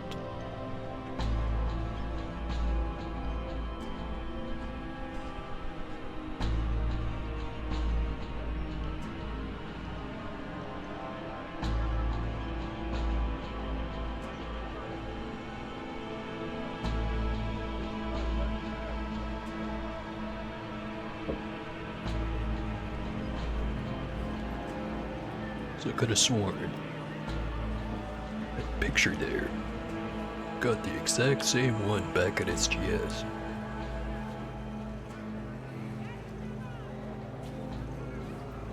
Sure hope someone didn't sell my character a forgery.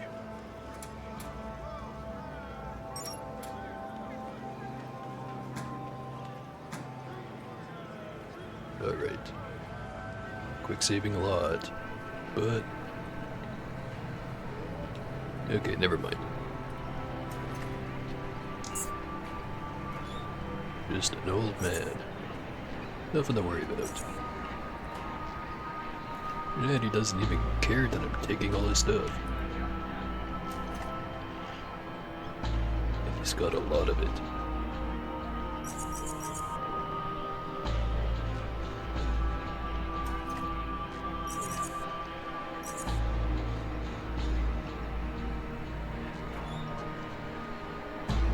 freaky skull.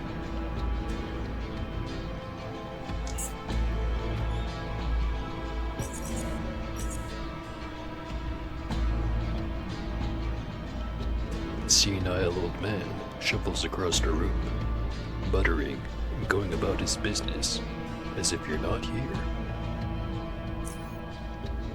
The architects were afraid of their creations. Deep in the genome, look, the latent self-destructive code. Hey, are you, what's his face? The name rings a bell for him. For a while, he seems to focus on your words more intently. Allo, Thallo, of nature and order, and of long strands of madness. I need to know what you discovered working on D-Arc, whatever that is. We do not need to know anything. Madness is in the long strands.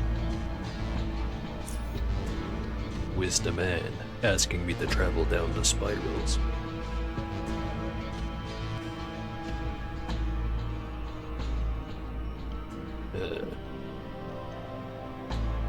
Lots of options. But there was that email that said he was really weird because his assistant wasn't around. And I'm pretty sure his name was Al. So it's me, Weird Al. Well, just Al, your assistant. His eyes light up at the sound of that name. Al. Places his hands on the sides of your head, clasping it while inspecting you intensely. For some reason, probably madness, he recognizes you as his former assistant.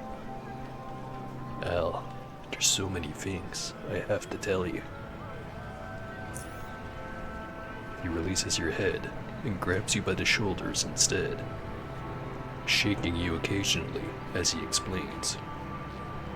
Not enough time, though. Not enough time. They keep coming and questioning me, probing me for answers to the questions they should not dare ask. The answer is in the long branches. Deep within, it's hidden, and it's doubly encoded. First in the DNA structure, and then in the ribosomal RNA spread. But here's the clever part, Al. He chuckles. You're gonna love this. The second decoding mechanism is not inside the organism. It's in the symbionts. His mouth gaped, his face freezes up with a look of exhilaration, as if he just conveyed you the meaning of life itself.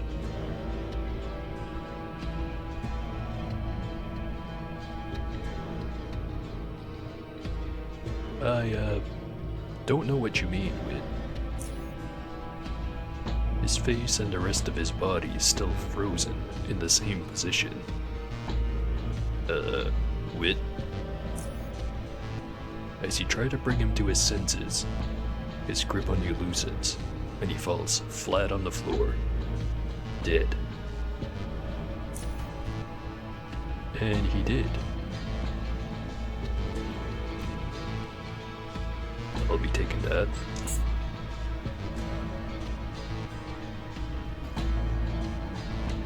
Alright. Not sure if that's the answer I was looking for, but it's the answer I got. Oh. You didn't see shit. And by that I mean, disappeared.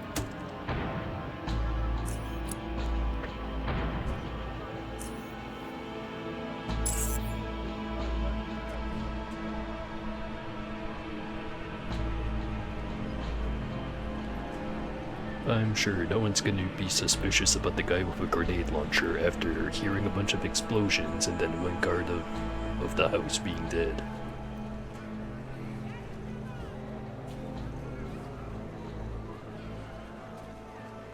And no one else seems to care. I wonder if he had any loot.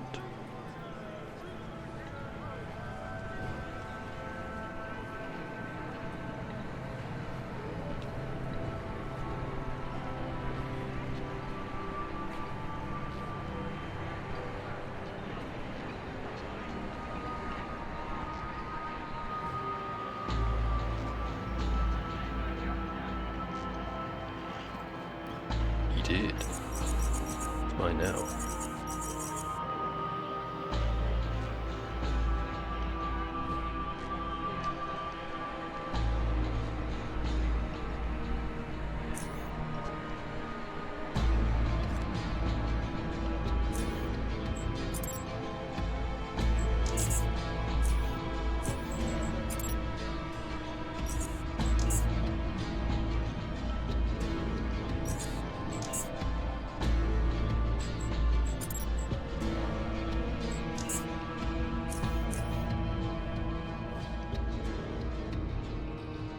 Hey there, Sophie. Can you tell me something about your family? I don't know. Like, Dad's a successful businessman, he earns loads of money, and we've got, like, this big mansion in the best part of Core City. We've got our own security, which is hardcore. But my dad's also got good with Chief Knight, so, like, Praetorian security keeps us safe wherever we go. What about other family members? Mom works together with Dad. So does my doofus brother Maxim. Grandpa also lives with us, but he's always upstairs, doing his crazy thing. It's old man stuff I seriously do not care about. Well, I'm not about to elucidate anything, so goodbye.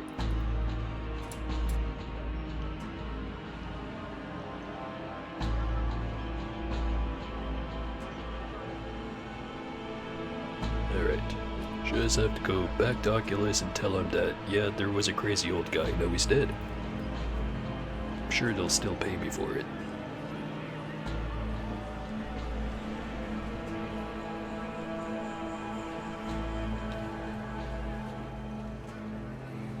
So that guy's been really into the dumpster over there.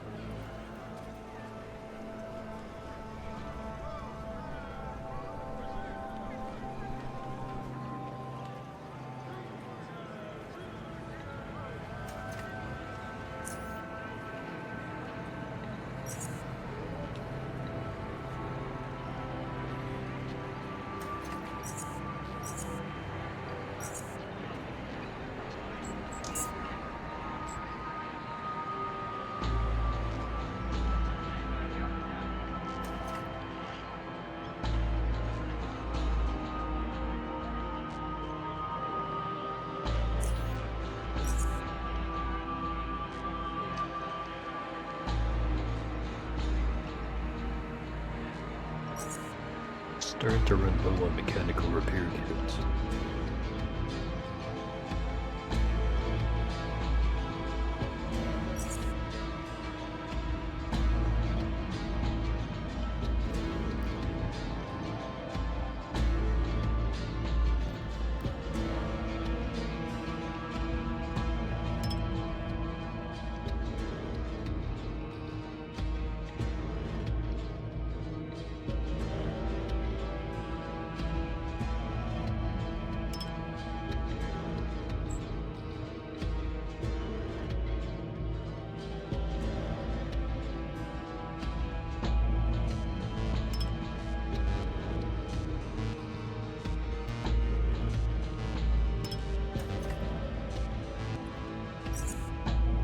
Keep one extra one for the other grenade launcher.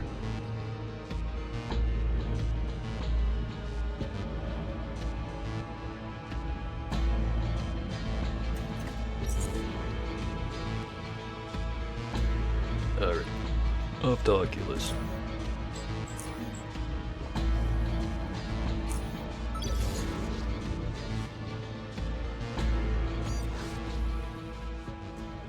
am here to buy your magnesium.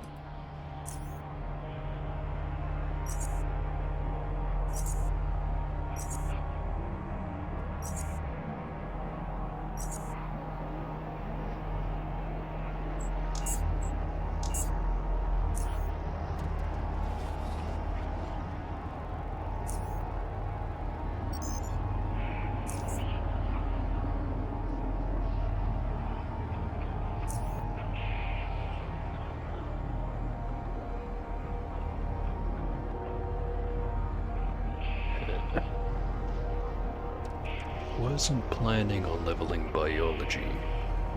Was because I don't think I can get it to the desired levels if I want to bio-regen fast. I guess there's no sense holding on to the Super Health Hypo blueprint. I think that one's like either 80 or 120 or something like that.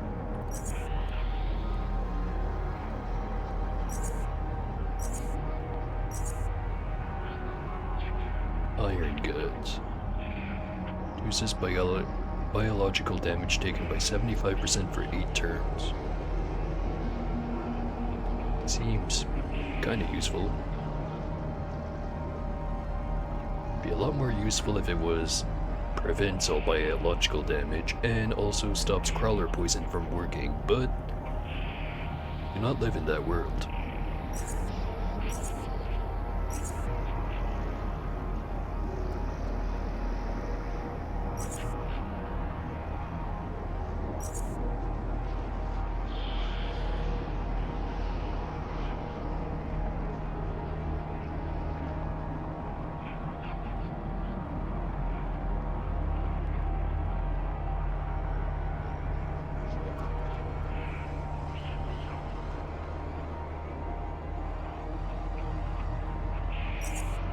Ooh, they've got lots of napalm.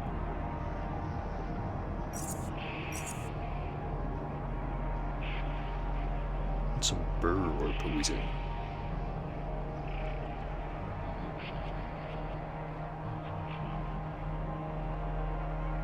Hey, that's pretty high quality. 150. Also has jumping stilts, which unfortunately I can't use because I don't have enough agility. Let's read the description anyway. Pair of weird jumping shoes that are exceptionally awkward to stand in. They're equally awkward when moving, but at least you can gain some speed once you get the hang of it. Immune to caltrops, movement speed increased by 40%, and movement points by 40% while not in stealth. Evasion goes up by 50. At the cost of dodge decreased by 50, action point cost of all weapons attacks increased by 1. Stealth decreased by 50 and persuasion decreased by 30. It's probably pretty good on, I don't know, firearms pistol build. I think for that one you want to pump up dexterity rather than agility. I don't know. Maybe you could make it work. That movement speed increase is actually pretty hefty too. Probably get more out of like a 150 plus quality boot spring, but yet to find one of those.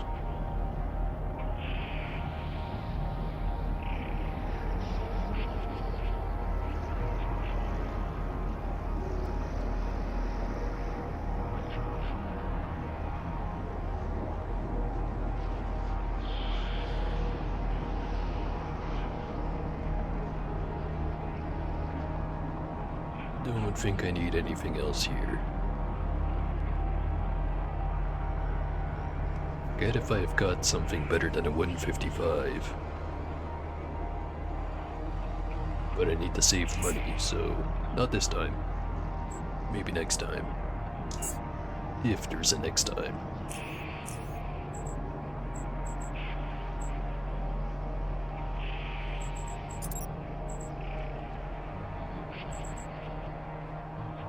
I haven't used the cluster launcher grenades yet. Maybe I should.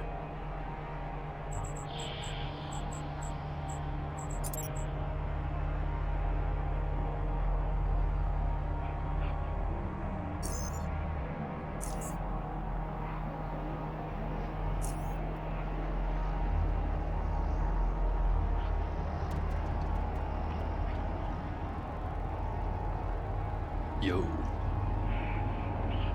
I spoke to Whit Nozick. Did you now? And where'd you find him? In Core City. I see. Is he an old man now? Yeah, pretty old. I see.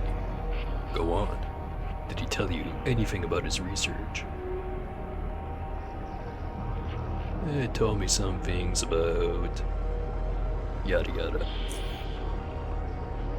Huh. As if dwells on what you told them for a while.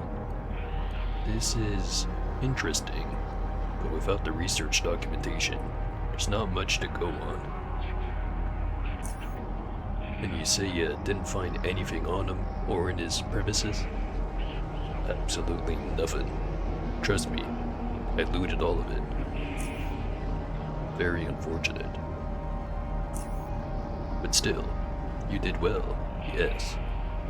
Tracking him down must not have been easy. 1,000 charons is your reward, as well as this. He hands you some manner of electronic device. I think you'll find this very useful. Don't have anything else for you to work on right now, so you're free to pursue your own leads and opportunities. We'll be here if you need us, and do remember that you still have the resources and the tools of Oculus at your disposal. There's the level. Also, I forgot that I got this thingamadig from clearing this quest, so probably shouldn't have bothered with stocking up on lockpicks. Whatever.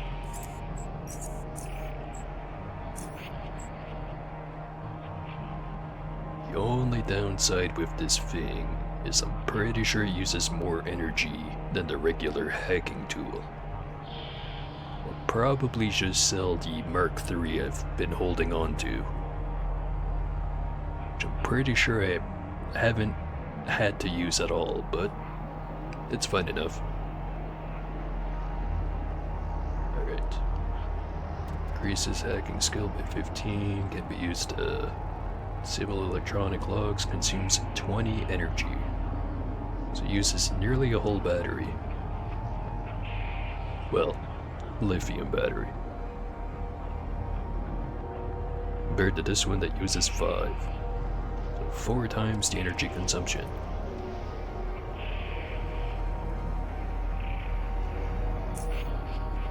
Oh, right. Nearly forgot about the level up. No attribute points, so I'm guessing that's at 24. Or 25, I forget.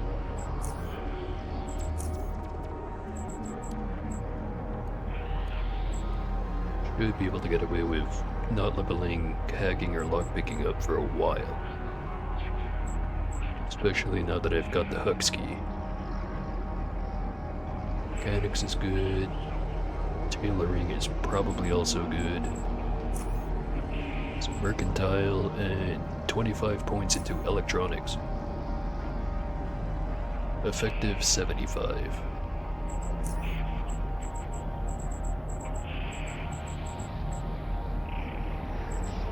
Yeah. What does stick the point in?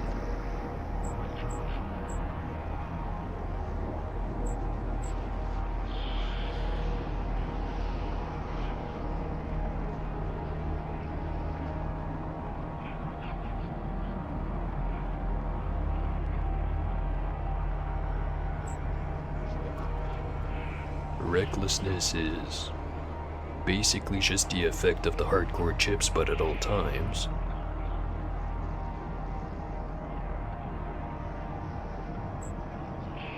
could grab power management.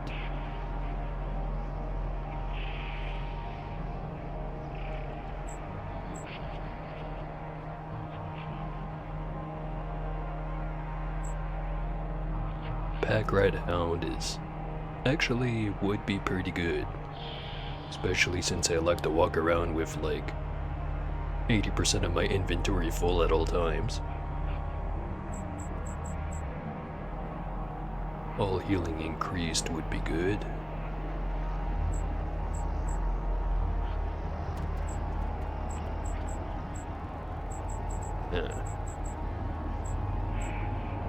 It's between recklessness, power management, fast metabolism.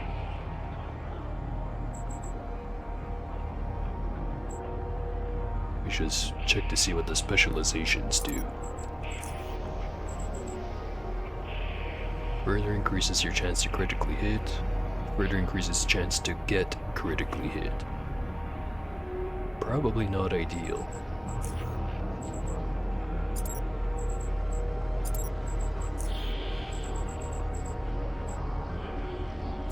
%2 more healing per point. It's not a huge amount. I probably want to put the points into conditioning instead. You know, after 3-pointer.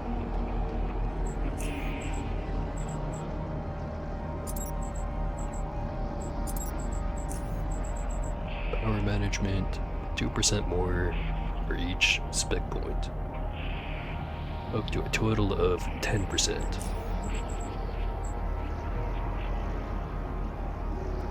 So go from 35% to 35 to 45.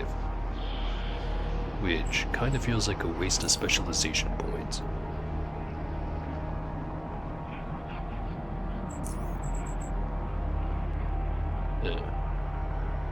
If I do grab this one, its primary purpose for a long time is gonna be just make the shields better.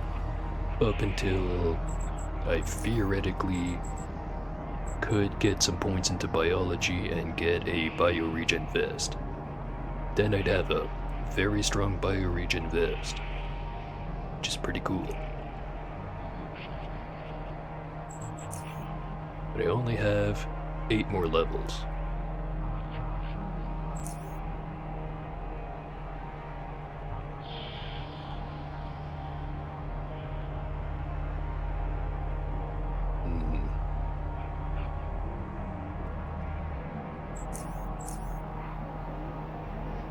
Yeah, gonna go for it.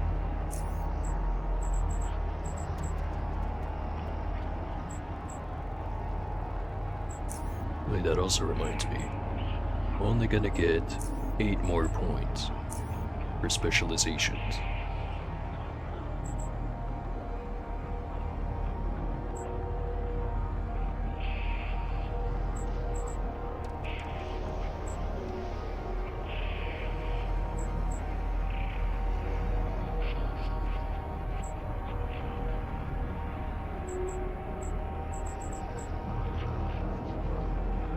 Start boosting up conditioning.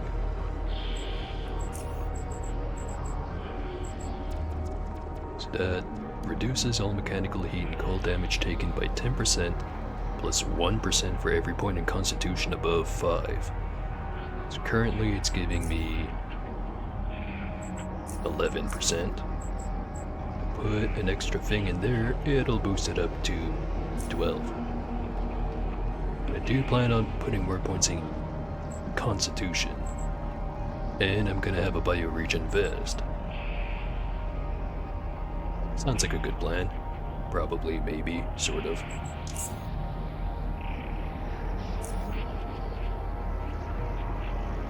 Alright.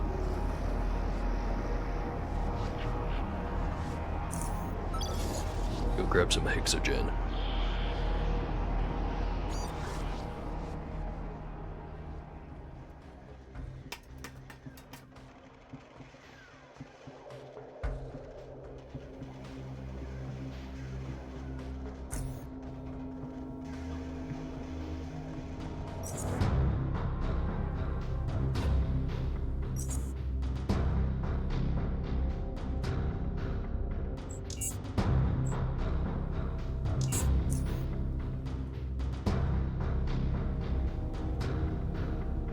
Actually, should stock up on adrenaline shots.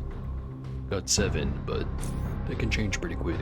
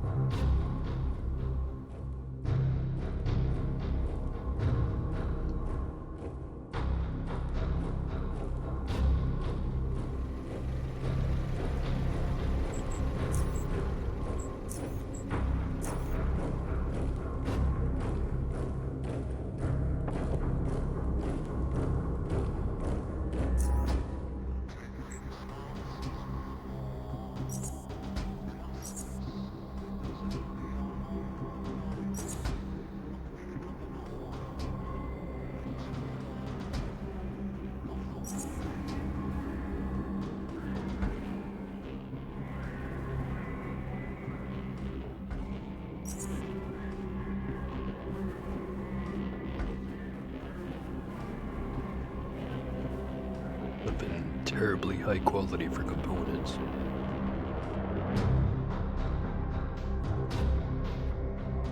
Could grab some repair kits. Yeah, use up the stockpile of mechanical parts at the base first.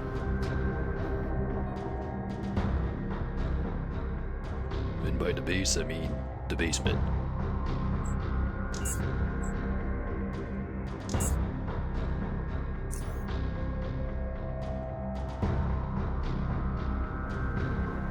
Alright. Who do I think would want to buy some metal armor?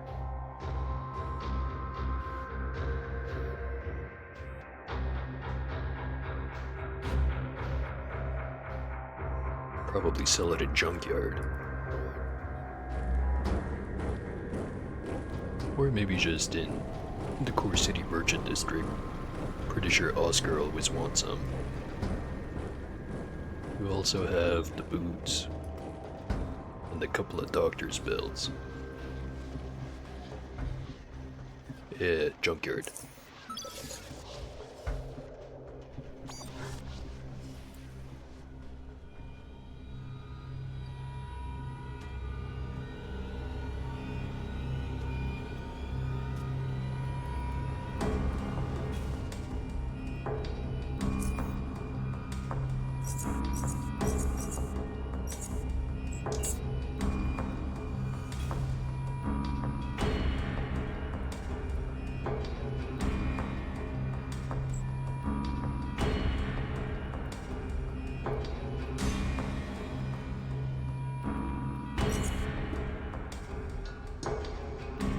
Probably should have done this earlier, but getting the Greaves blueprint.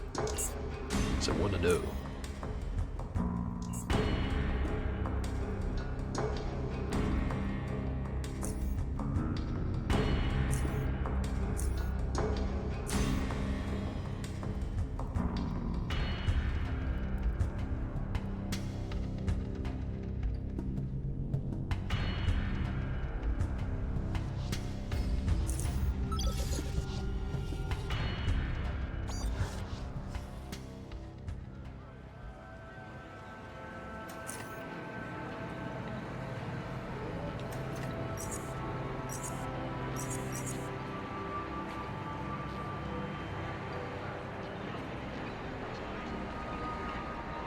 You have all these psionic mentors.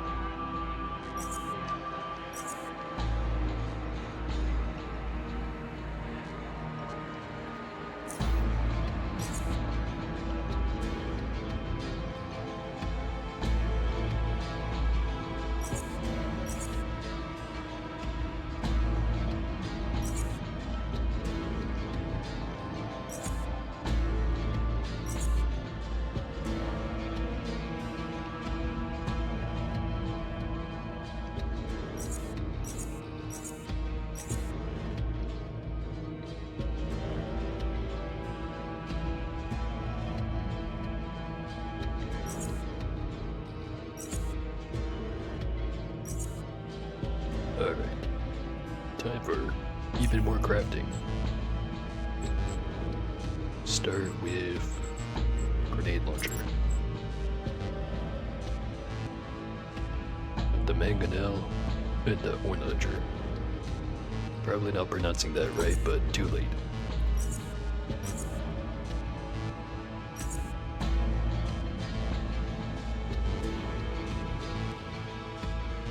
Hit.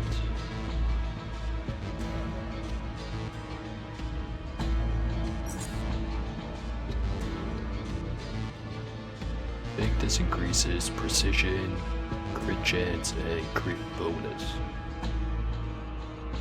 And it also doubles the close quarter precision penalty. Goes from +3, 3, 125, +9, so boost the precision by 6. Doubles the crit chance, so increases it by 3. And crit damage bonus stays the same.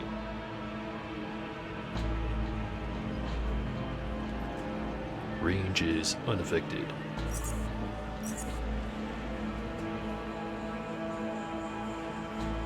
The air burst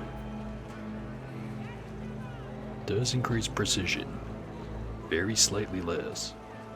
Same close quarter penalty precision, or close quarter precision penalty. Doesn't change crit chance or crit damage bonus, doesn't affect range, or any of the other stuff. Does make it so that grenades do not fall in water, which will become very relevant eventually.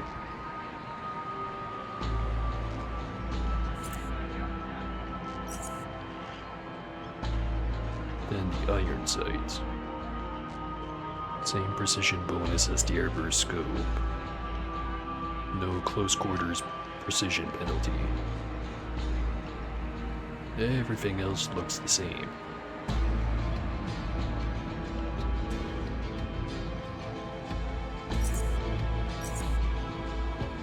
So having more crit chance is nice, but it's just a 3% increase versus having the airburst capability instead. Precision bonus is so small in difference. Just gonna go with it.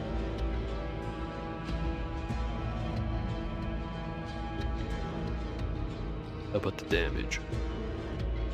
85 to 258 versus 113 to 228. So, lower lows, higher highs. I think it's average damage is higher. I think. Because it's like 30 something points lower, but also 30 points higher. So I think average damage is actually roughly the same.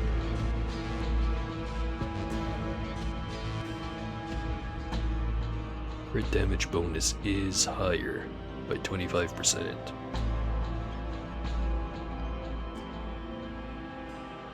What about the other frame? 104 to 211. So less damage, more consistent.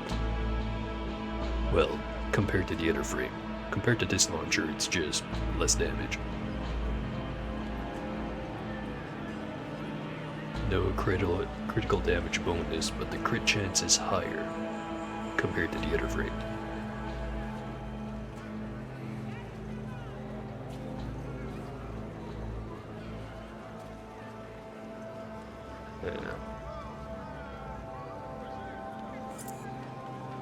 This one would definitely be better with regular frag grenades, because even though there's higher damage variance, you know, it rerolls it for every individual fragment, so it'll average about the same, but then there's gonna be the occasional one that gets a crit or something, and if it both crits and high rolls, that's a lot of damage.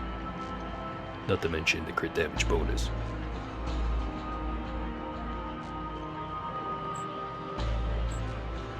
And get rid of the other frame.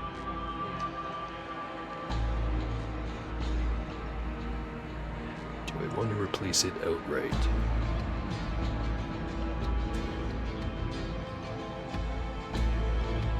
I might as well. Well, Middlecore, you served me well, but you're retired now.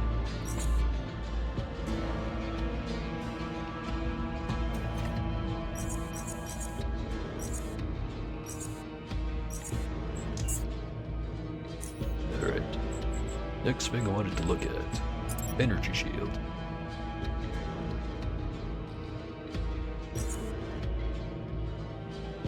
This one's gonna be somewhat complicated.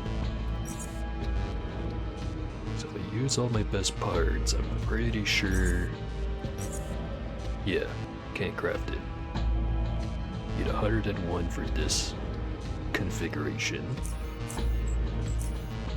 And the effective electronic skill I have with the bonus is 86. We just confirm it.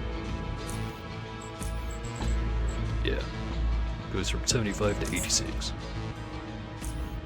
As long as it's underneath 86.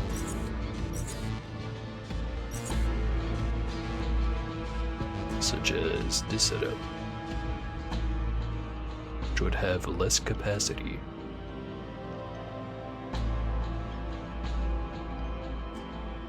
And the rest of the shield isn't as good. But it can hold, well, actually no, that's a downside. Can hold more energy, but it's got less total capacity.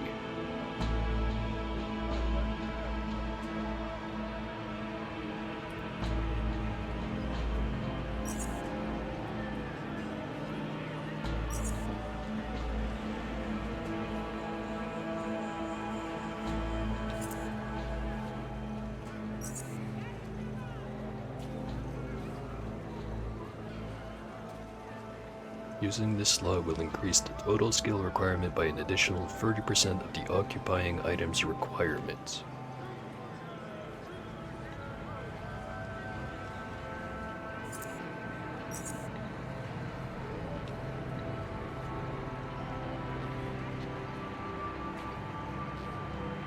Do I have a worse core? It's 91. 90. No difference.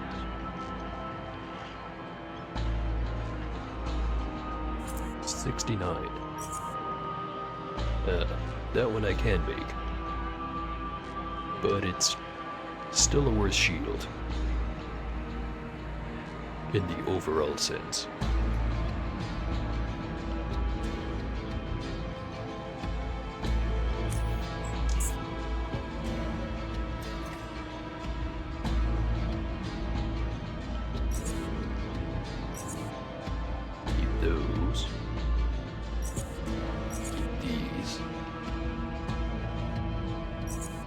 Sell all the cheap ones.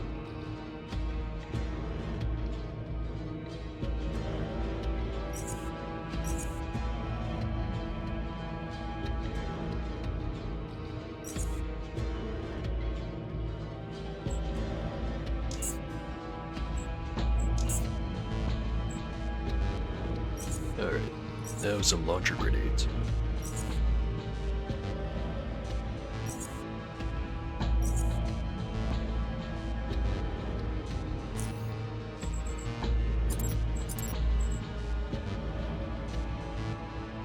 Some metal for the clusters. But you do have some, just have to go get it.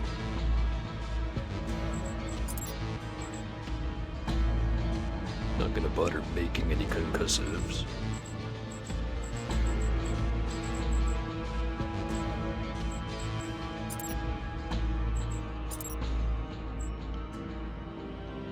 Explosives are 1 hexagen, 2 TNT for 10. Who needs high explosives when I've got perfectly good thermal bearings? 3 at a time, though. So it uses up a lot more hexagen.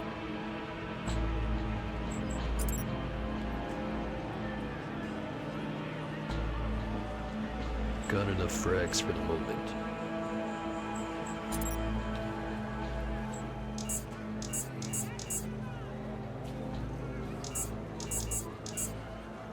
Alright. Birdie's probably good enough.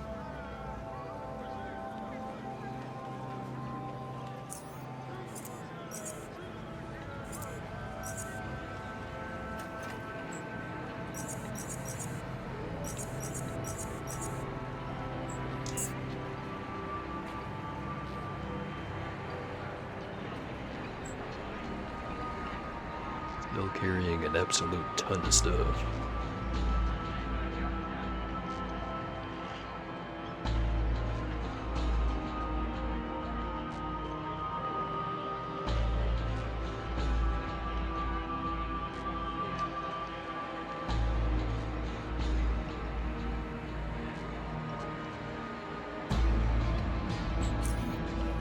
Go buy some more juice.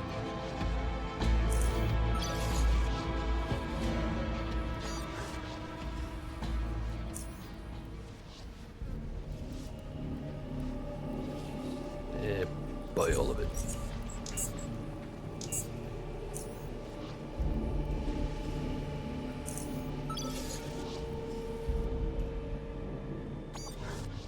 Probably should go check to see if the Institute's selling any high quality shit.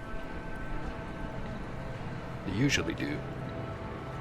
Usually.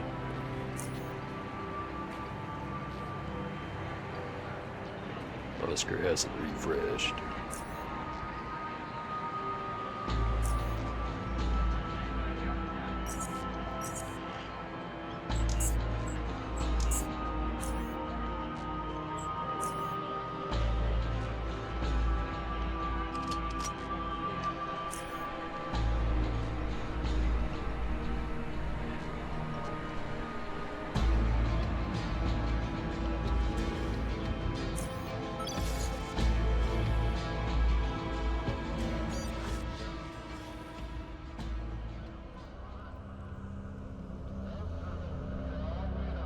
Gotta say, I like the black pants on the new outfit.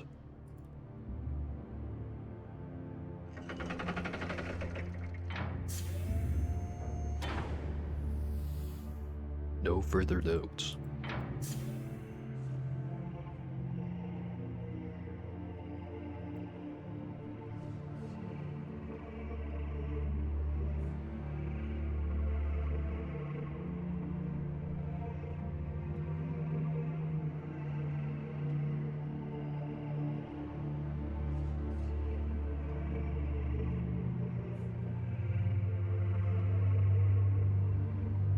So I forget if I turned in all the missions I had here. Pretty sure I did. Actually, did I tell him about those? No wait, definitely told him about the lunatics at Station 7. I think it was the guy in the West Wing. Mateo, yeah, that guy. Guy whose head is sitting right there.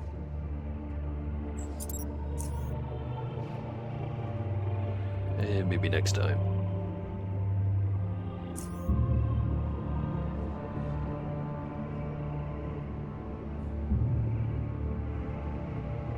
$155 sturdy vest. $154 biohazard.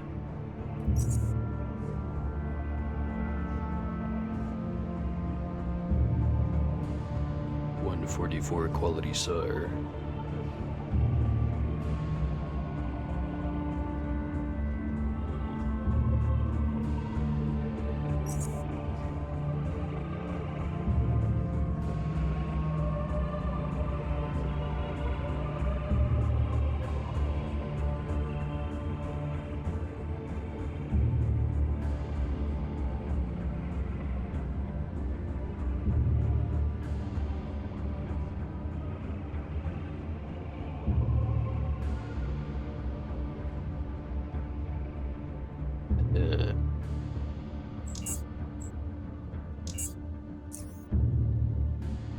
sure what I'm hanging about, but I sure did. Running out of things to talk about. Can't have that.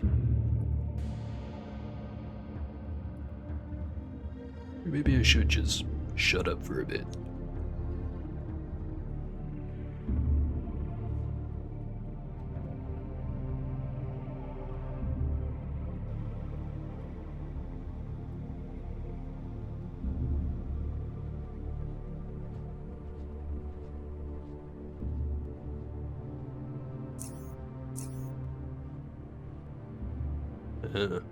They've got 4 purple.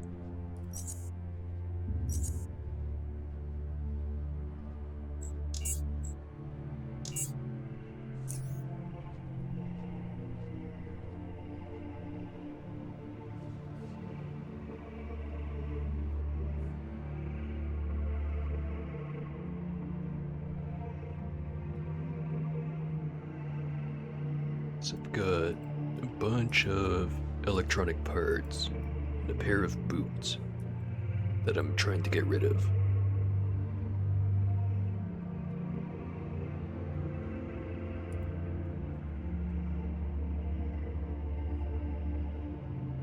Know I can sell a lot of the components for like the bot control headsets or whatever they're actually called over at SGS. Rest of it, I don't know, maybe Foundry?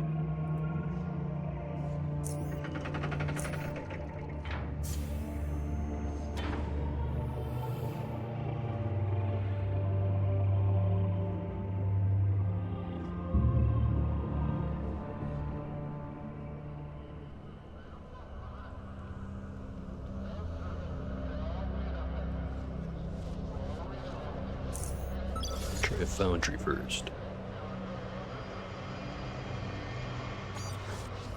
I also haven't been to Blaine's shop in a really long time, but the odds of him having something good are slim.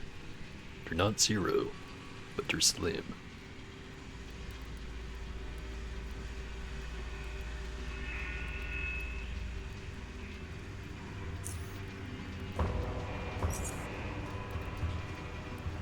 Want a lot of parts.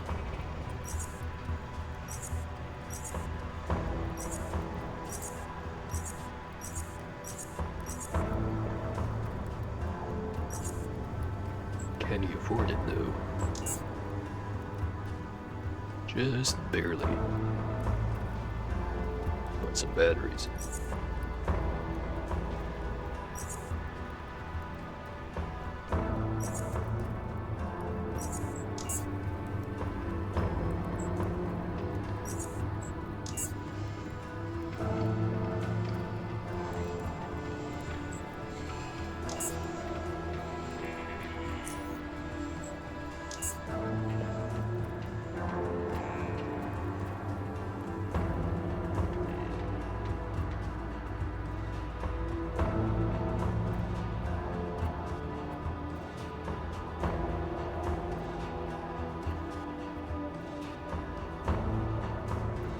Could go ask the guy to make me another plate of super steel.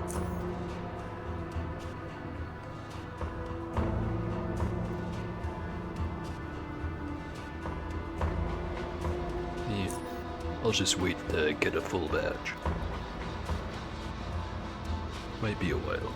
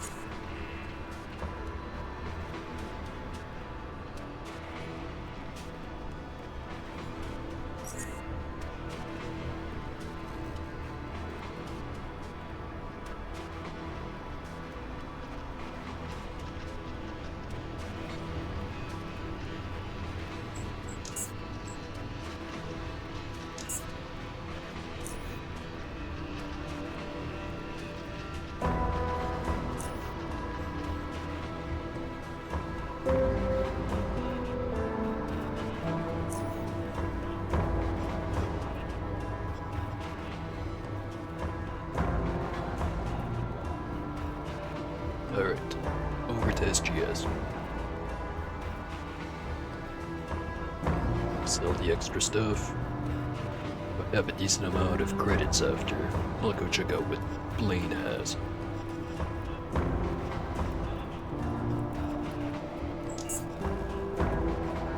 Currently, I have 0 SGS credits.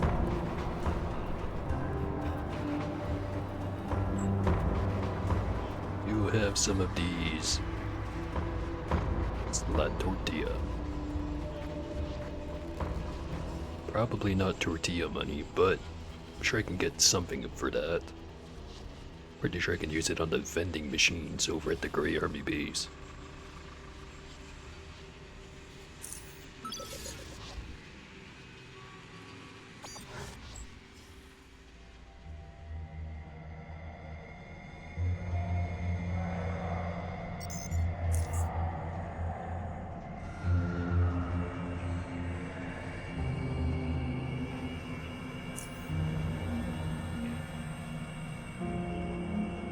Pretty sure I've got enough magnesium.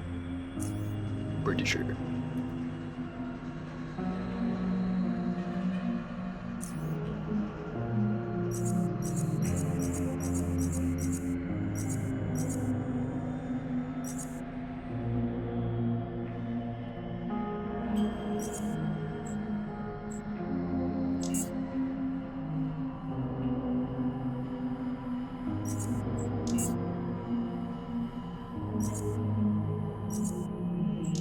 Surprisingly expensive, this energy shield.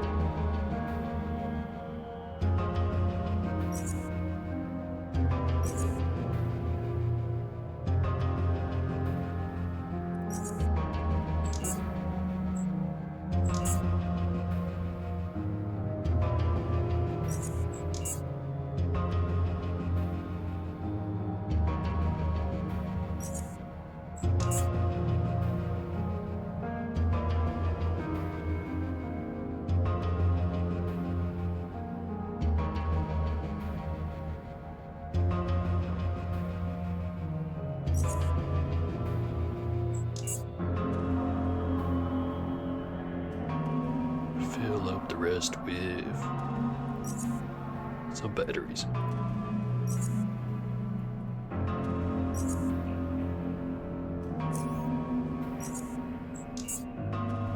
Perfect.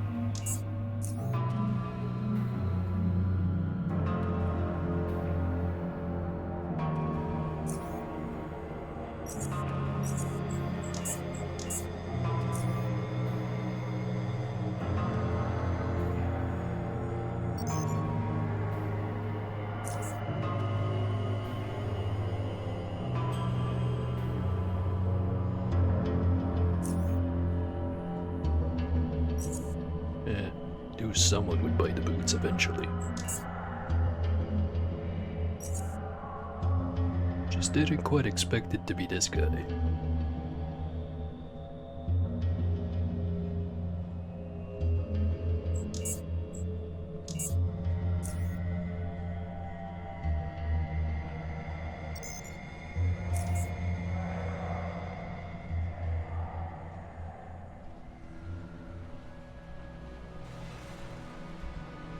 So now I think about it, maybe instead of using another juice and walking all the way back to the storeroom, maybe I take the underpassage back to Core City.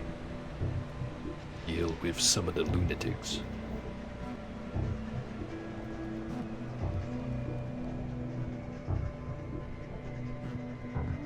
Be a easy way to test out the new grenade launcher. And the new armor.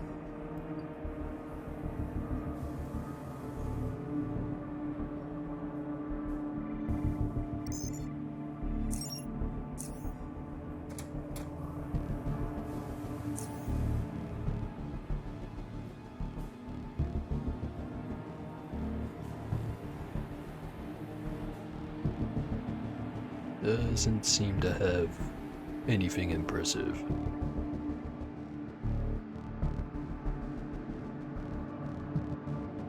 Unfortunate. but unsurprising.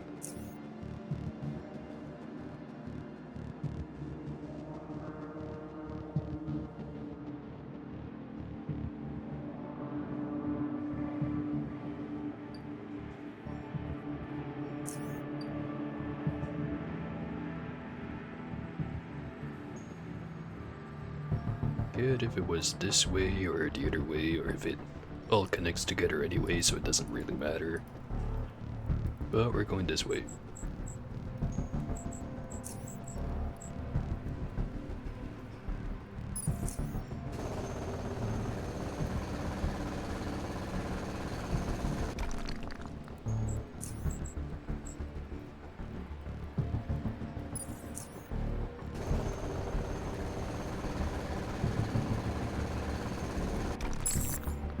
Yep.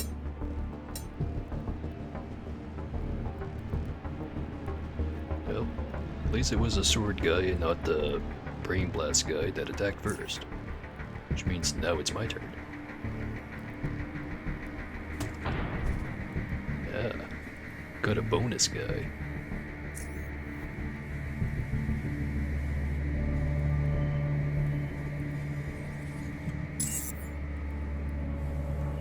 Anyone else around? Yeah, seems clear.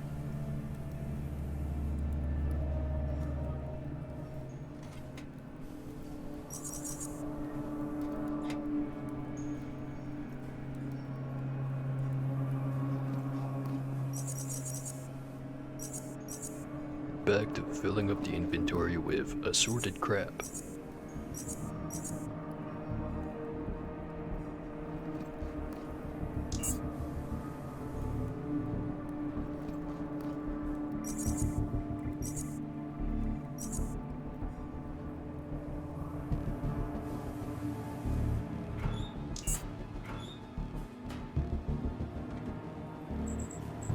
Lockpick 20. The lowest one I've seen in a while.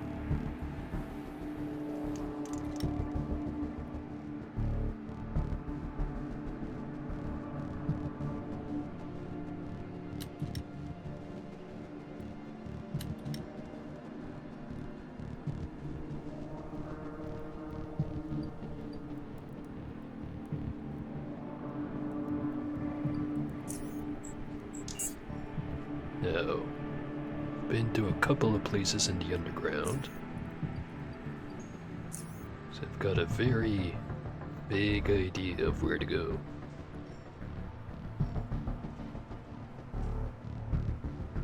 Go north of here, I can get over the rail crossing.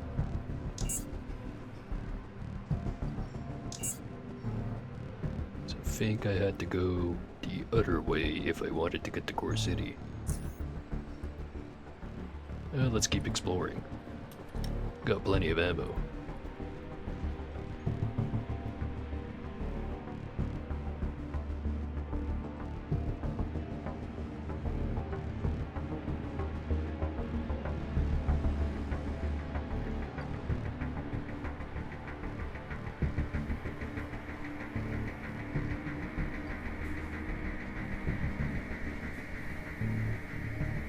Actually, wonder if toxins run out yet.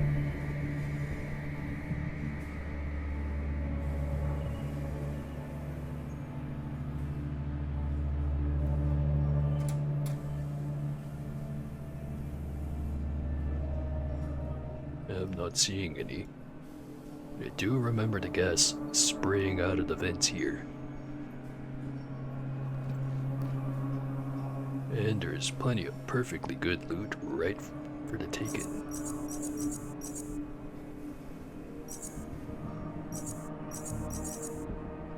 If anything, it might be too much. Just kidding. No such thing.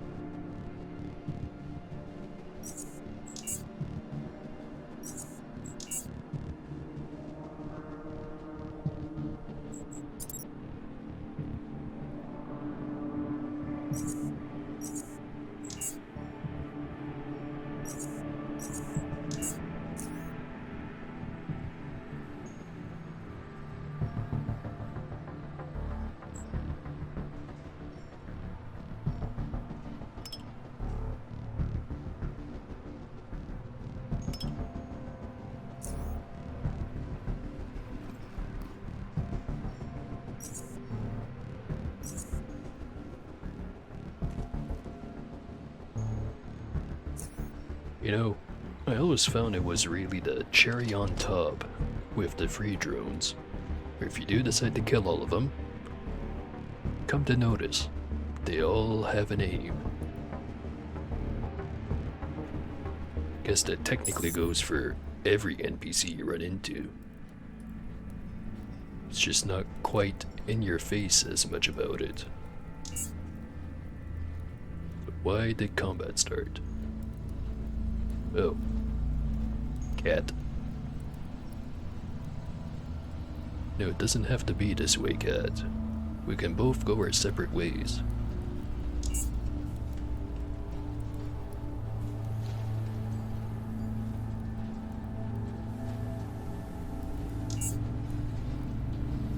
It doesn't seem to want to fight. Which is fine by me. As long as he doesn't start shooting lasers at me.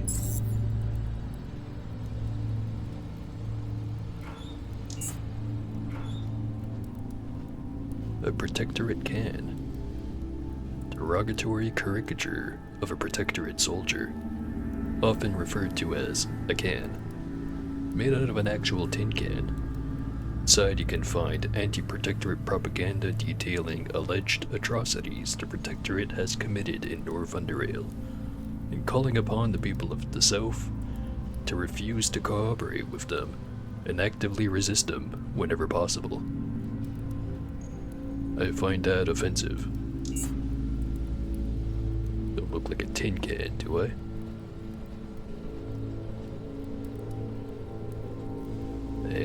Kind of.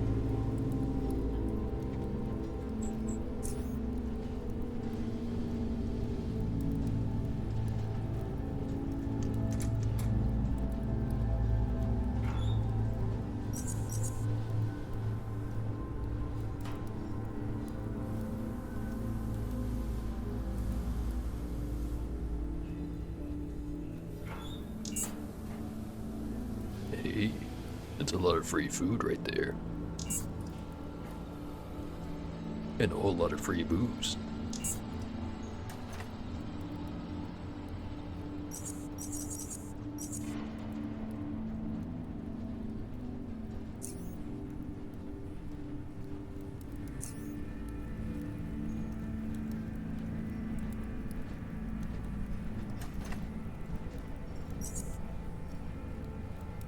Wonder if I got all the mutants.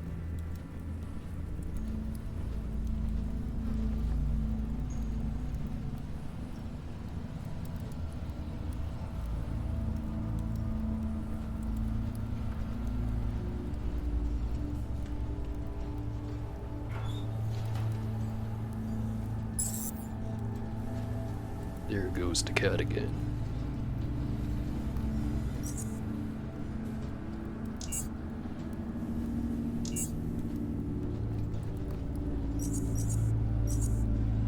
An engraved cigarette case. Finely engraved sterling silver cigarette case. Appears to have been done by hand.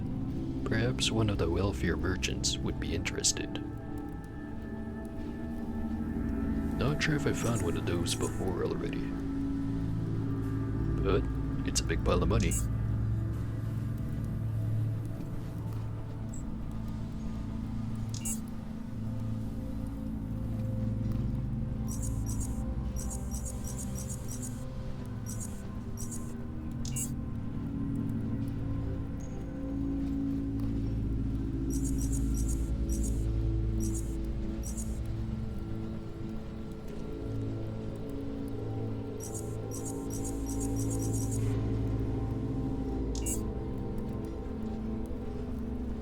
Stuff I left behind.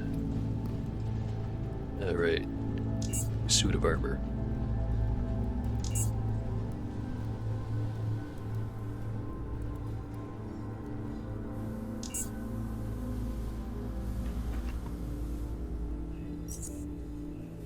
Another Arena Now broadcasting schedule.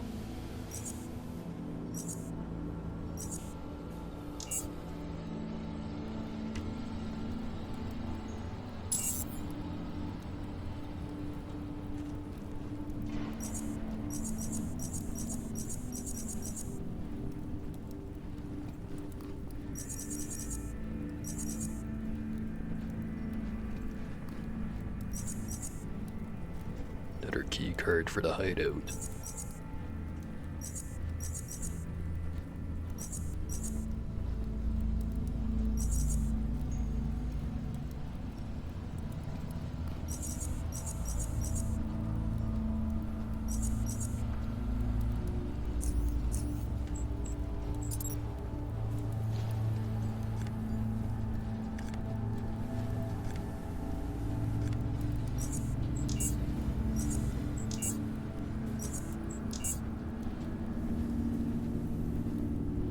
Surprisingly expensive crossbow.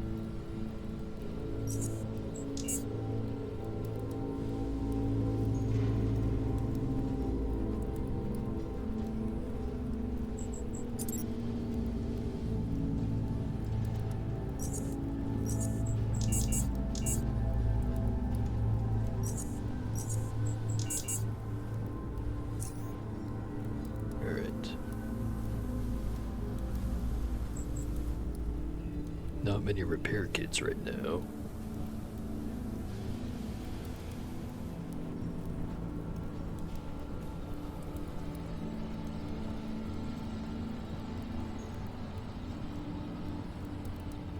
Fixed a Neoluger. Maybe not that much.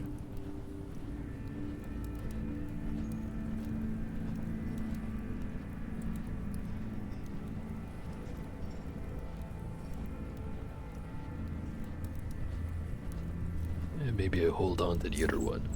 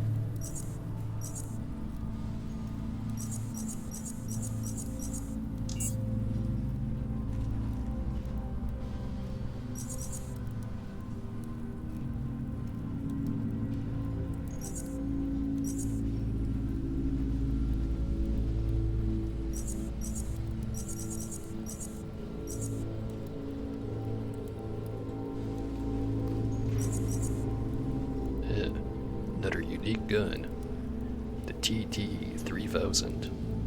Reliable, old-world, 7.62 handgun. Ignores up to 40% of target's evasion at close range. Sounds useful.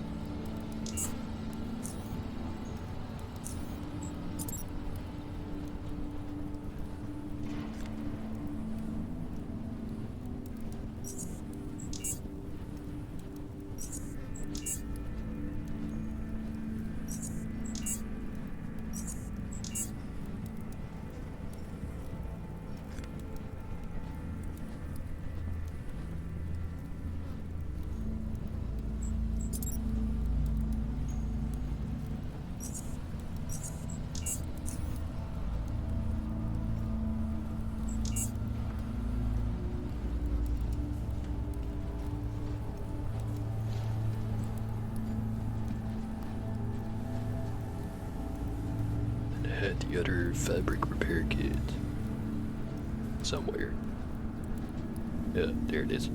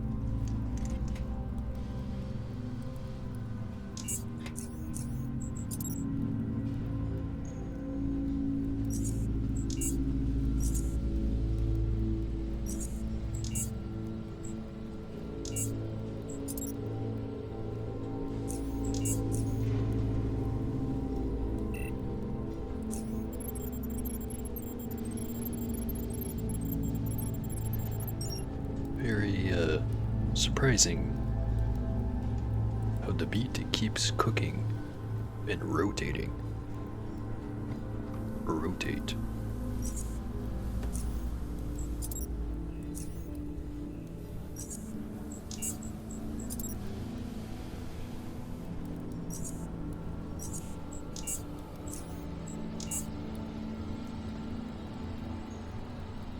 Nothing else here worth repairing, I don't think. Yep, got the one extra repair kit. Which is fine. Could just sell it. Or store it.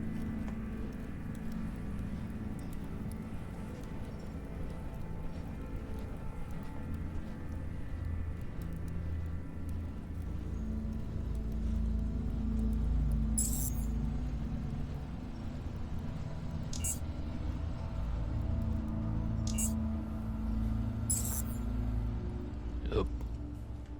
That's where the cat lives now.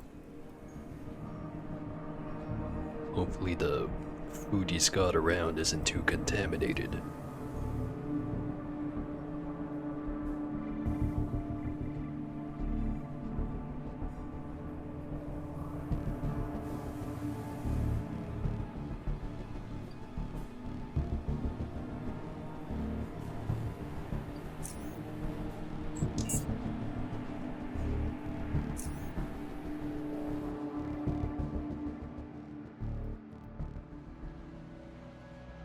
Sell as much as I can over at Rail Crossing. If it lightens up the load enough, I'll go back down to the tunnels, but I get the feeling that's not gonna happen. It's time for another shopping trip. It's probably the most shopping trips I've done in one episode. Might be kinda boring, but I'm gonna do it anyways. Because my brain doesn't work properly. Or maybe it works too properly. To be determined.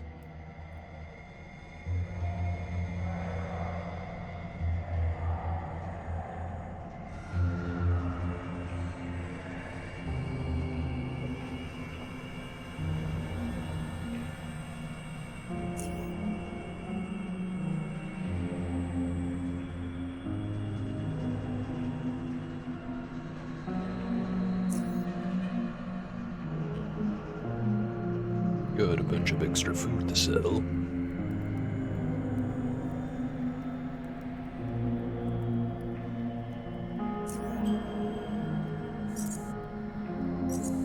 I'll eat of it.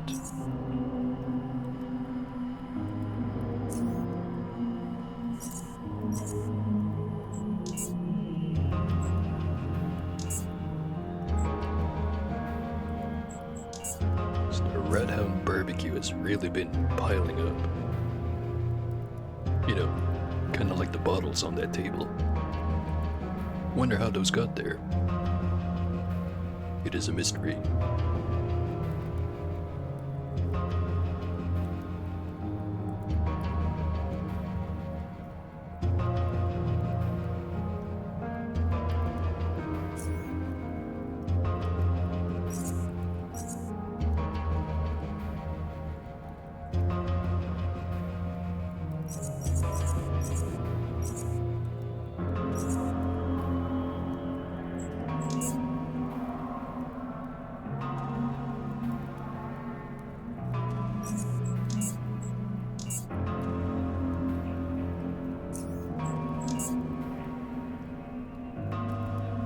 walking a little bit faster.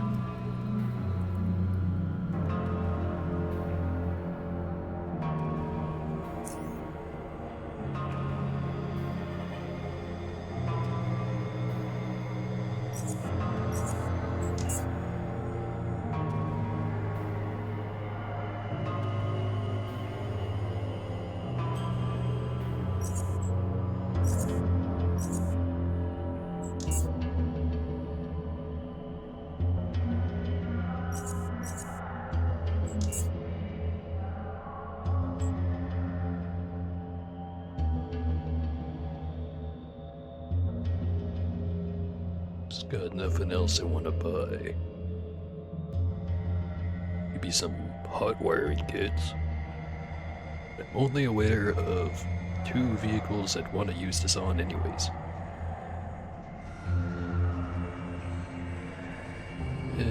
Never mind. Couple more, but it's one of those worry about it later kind of themes.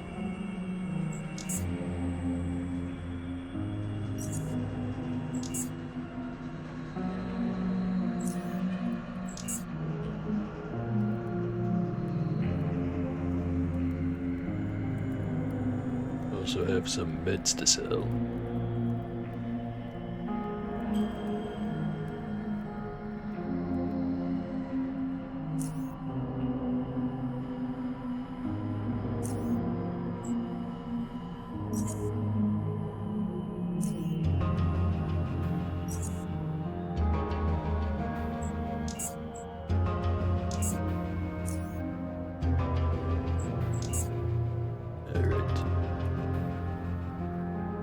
Back to Buzz's shop, even though I feel like I get disappointed every time I walk in there.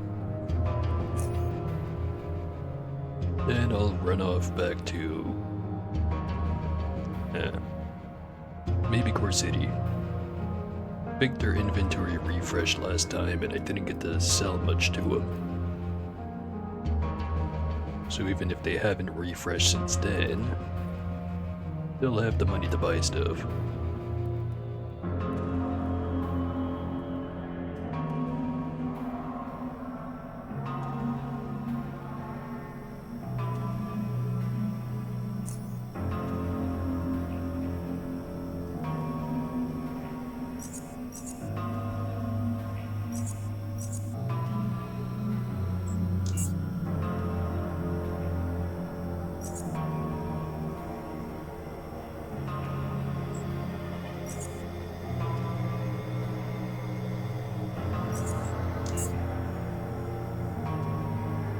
Could get some more batteries.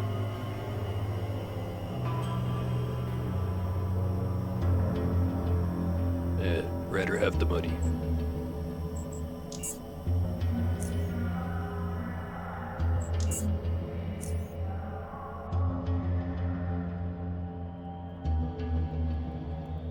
Could swing by Junkyard again, but I feel like I've been there pretty recently.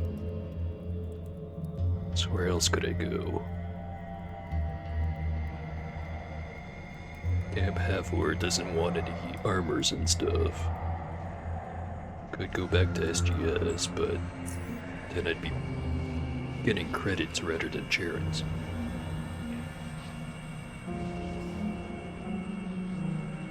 Gonna try Core City first. Or actually, drop stuff off at my house. Then I'm gonna go hit up Praetorian Security.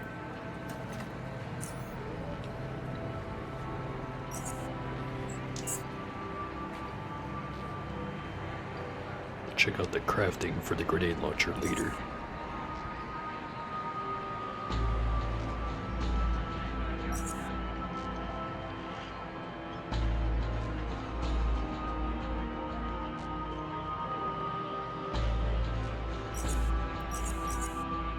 Or maybe I just do that now, since I wanted to look at the goggles anyway. Grab the thing.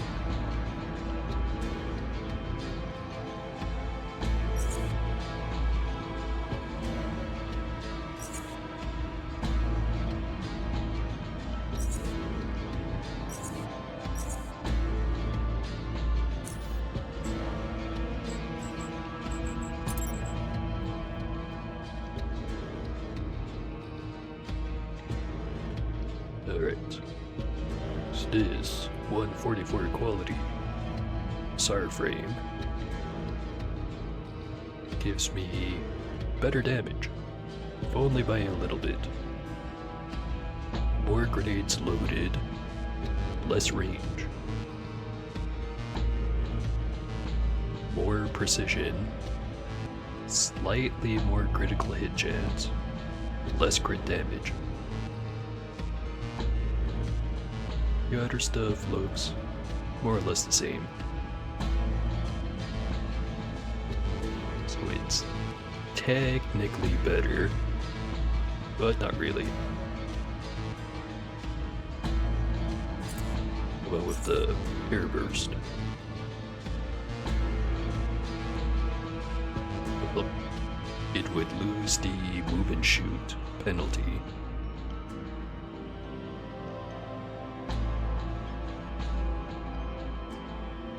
It's still not worth it.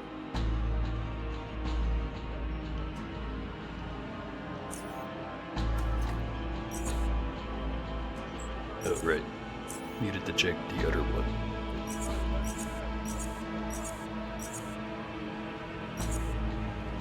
'89 134. Despite being a 138 rather than 144, has more damage. Still less range, even less crit damage bonus and crit chance.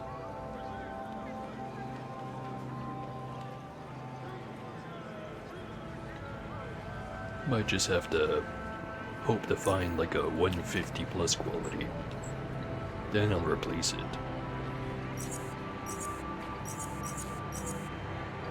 So in the meantime, gonna sell these two.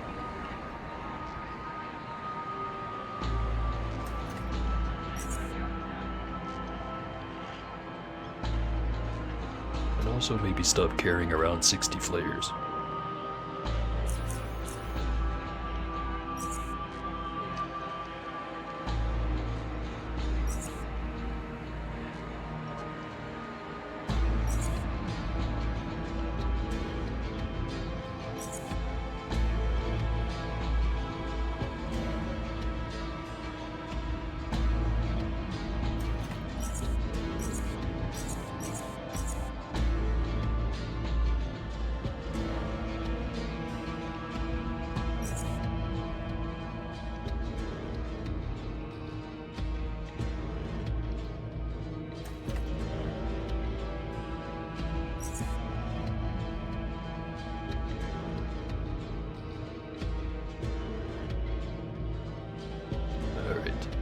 Now, Praetorian security, then waddle on over to the merchant district.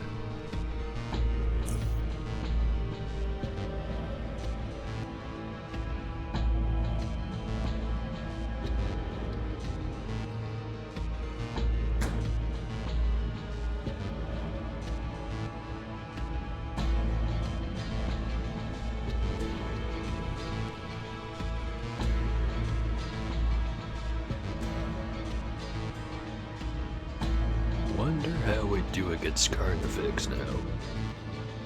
I've upgraded just about all of my equipment since last time. But would it be enough?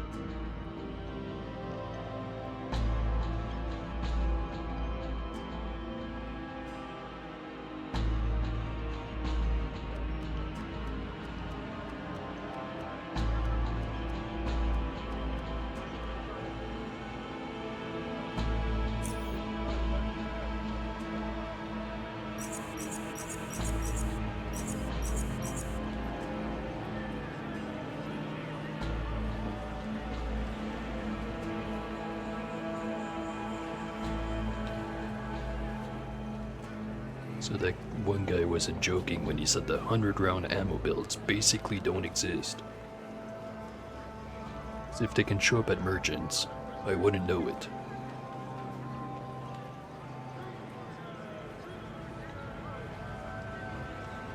Actually, I think he specified that there's like 2 of them that spawn in the game. That's it. Seems kinda ridiculous, but who am I to challenge that?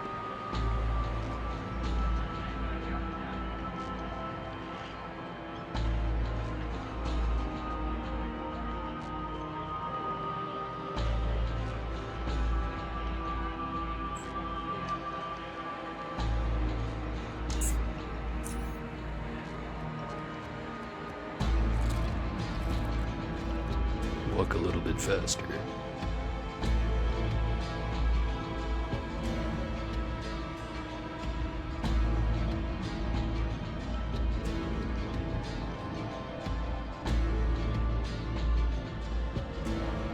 That's the hold up.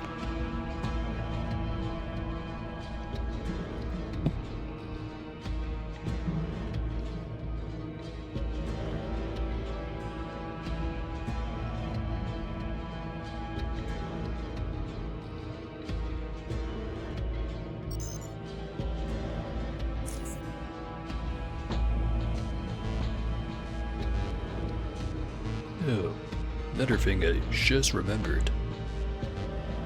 Now that I've completed one of the Oligarch quest lines, something's gonna have happened to Freak. Technically, even if I never did one of those quest lines, something at random will happen to him after you come back from the deep caverns.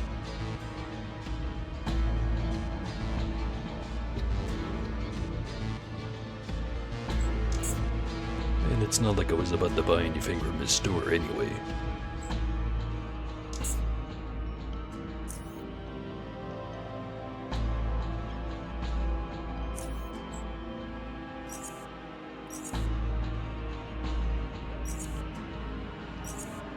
Alright, can he afford all of this shit?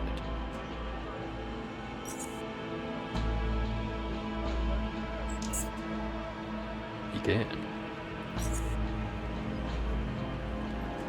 133. I think I have better, but I'm not sure.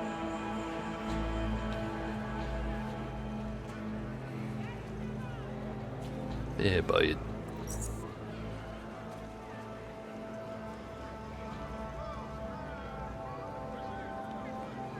$104.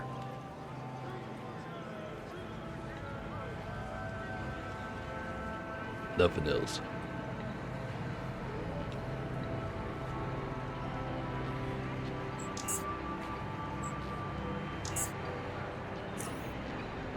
Alright.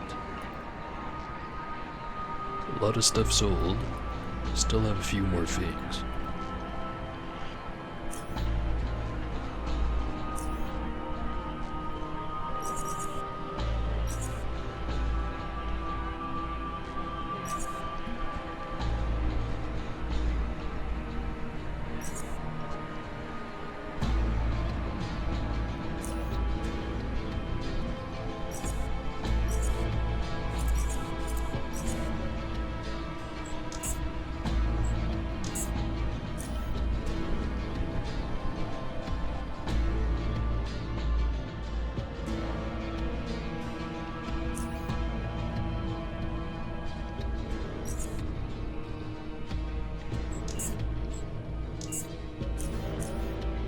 And, while I'm here, let me just have a quick look around. Oh, hey there, Praetorian dude. What you up to? He salutes you. Take caution, sir. We have a dangerous criminal in here. And who would that be? The identity of this person is not known to me, sir. My duty here is to ensure the order is preserved. He nods at you. Of what crimes was this person accused? This man is a threat to the entirety of Core City. Was involved in numerous power outage sabotages, as well as countless spying activities. On top of that, we have reasons to believe that he's the forger we've been looking for, responsible for creation of copious amounts of counterfeit metro tickets. Could I see this man? He nods at you. Yes, but stay alert. Keep a close look at his every move. There's no telling what he could do to you. Thank you. Order through strength.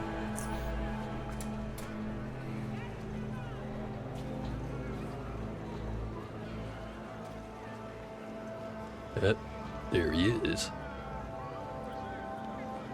Battered and bruised to the brink of consciousness, he holds onto the medical bed, shaking in pain.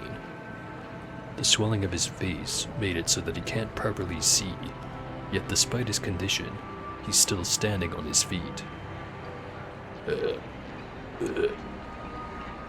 Who's there? Freak, my man. What the hell happened to you? The heat caught up to me. This is how it goes.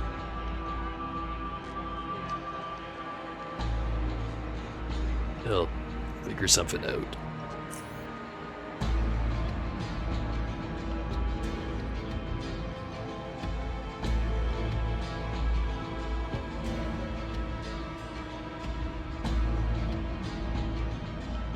He doesn't seem to be in that bad shape. He's got more than triple my health. Got a better shield than him, though. Joke's on you. Is that guy still here? Yeah, he is.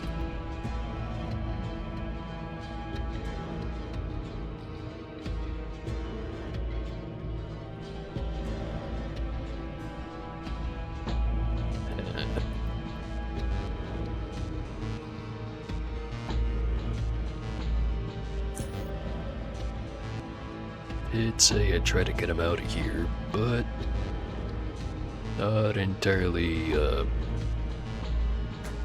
interested. He'll be fine.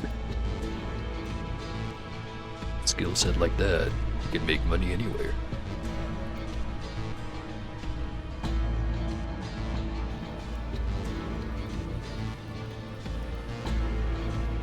Go see if Gale's got a good boot spring.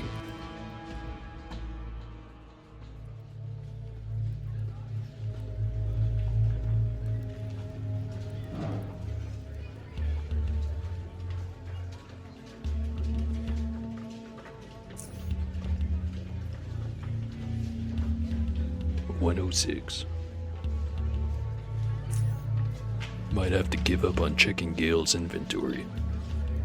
He's never got shit.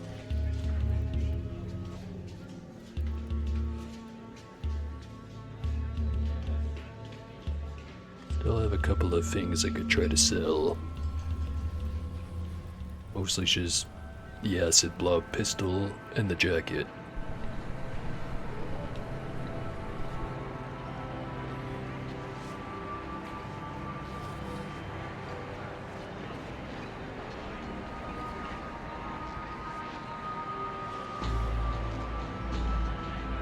Not entirely sure where I'd go to sell those, so maybe I just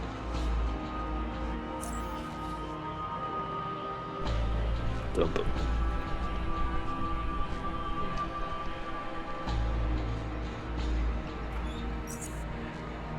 Be back for you later.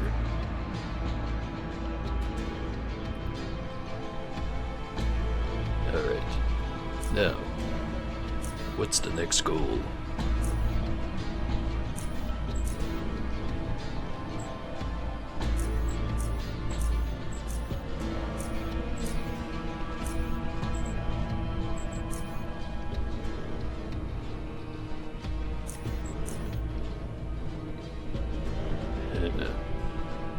Could try to go fuck up Carnifex. Other than that, I'm starting to run out of things. There is the Forsaken Island. Maybe I go do that one.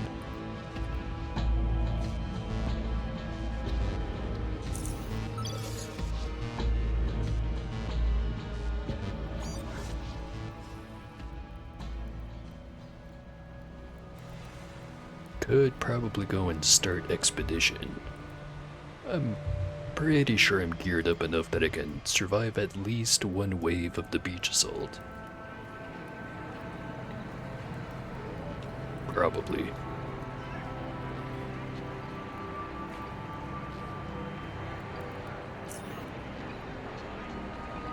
And there is lots of money to be made over there.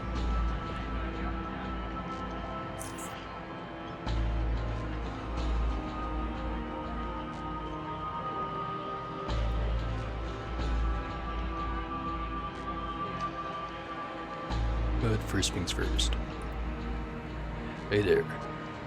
I need to get to... Anyway, let me read his dialogue first. The rugged ferryman greets you with a long, thoughtful stare. After a brief moment of inspection, he points his finger at you and speaks. Ain't you that dude who punched his wife in the face on my boat a couple of months ago? Then shakes his head as he realizes his error. Nah, my bad. That dude did look a lot like you though. Anyway, I'm Rasco. Need a ride? Forsaken Island. He looks at you with disbelief. You're joking, right? Nope, no jokes. Oh. Well, I'm not sailing there. No sane person is. It's just far too dangerous. To tell you the truth, even if you offered me a lot, and I mean a whole bucket of shinies, I still wouldn't sail over there. Can take you somewhere else though, if you wanna. Shoot. Gonna have to go back to SGS if I wanted to take the trip, huh? Yeah, fuck it. I'm here already.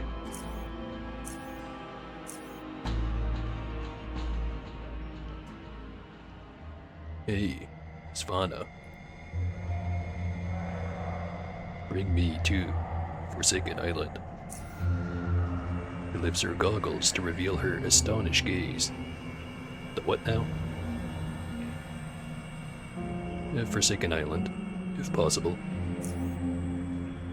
Listen, kid. Listen. Don't think you know what you're talking about. Forsaken Island's a very dangerous place. No one with a brain bigger than Slackjaw's goes there. Didn't you hear about the devastating currents that surround the island? The behemoth? Yes? No? Yeah, I heard it. Want you to take me to that island. Can we go yet? You ain't rowing with both oars, kid. It's too dangerous. Even if we ignore a giant man-eating beast, the currents around the island will turn the ferry into scrap metal. It would take a hell of a skilled ferryman to get you there in one piece. Now, why do you think I came to you? I was told you are the best. She laughs. Yeah, and I was told you were derailed. I mean, thanks for the compliment, but the answer's still no. Don't know anyone who navigated those bloody currents and returned to brag about it. Well, compliments won't work. How about money? She crosses her arms and stands still, looking you straight in the eye. She considers your offer for a few moments, and then sighs before replying. Fine. I can see you aren't gonna give up. I guess I've gone derailed too, but I'll take you there. By the way, what do you want from that forsaken place? I'm gonna kill the scary monster. Yep, derailed as a lunatic, rowing with half an oar. Whatever the case, kid, I'm gonna charge you $400 for the trip, and that's non-negotiable. It's risky, it's dangerous, and if we do make it out of there alive, at least I want to show something for it. Buy myself something nice. Fix up the boat? Yeah. So, kid, you got the Chinese? Yeah, right here. Alright, hop aboard. Damn it. Don't be such a baby. We'll be fine.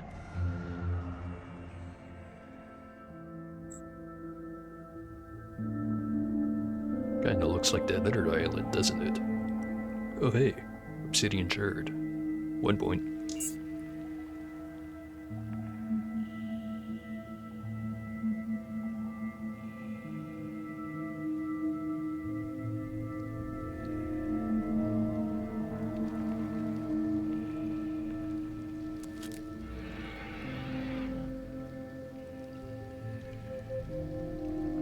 Heard a weird sound.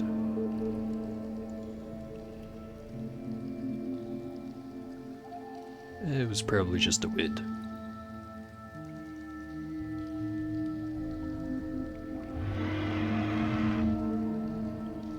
Yeah, definitely just the wind.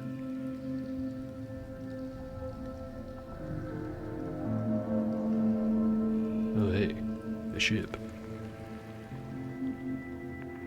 Doesn't seem very, what's the word? Maintained.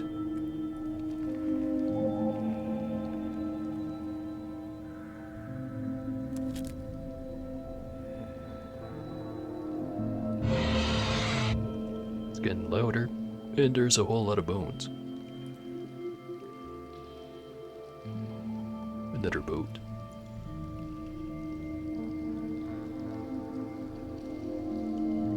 Nothing on it.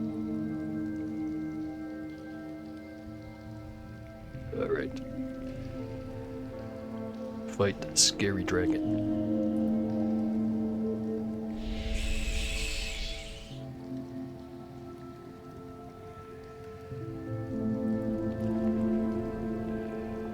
Even though it's not immediately obvious, there's a small gap between the piled up rocks and the cave wall. Upon closer inspection, it seems like the gap is just wide enough for you to go through. Do it. Manage to reach the other side. 2 robed women stand in the middle of a small cavern, facing each other. Their gleaming eyes become focused on you the moment you reveal your presence.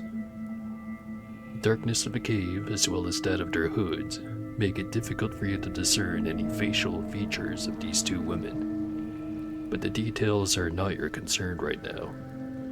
Their hostile poses are. One of the 2 women speaks up with a frigid, unwelcoming voice. Identify yourself, visitor. Who are you? What is your purpose here?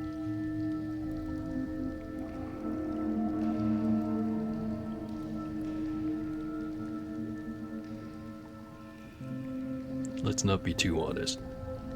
Who are you, and what is going on here? We suggest you answer our questions first, visitor. Yeah, I don't think so. So rude. Fight. Hey, that's not fair.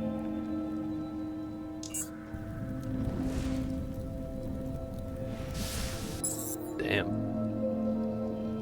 These bitches got hands. It's not gonna happen twice, though.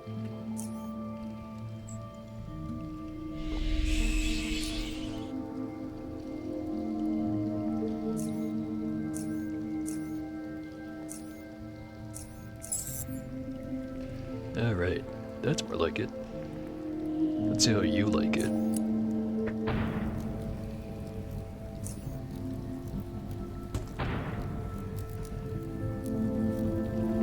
That's a lot of health.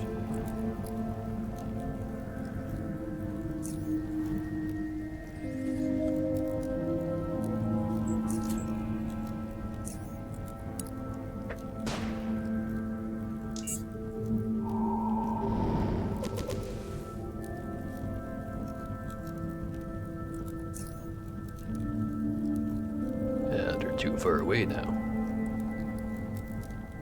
Yeah, whatever. You first.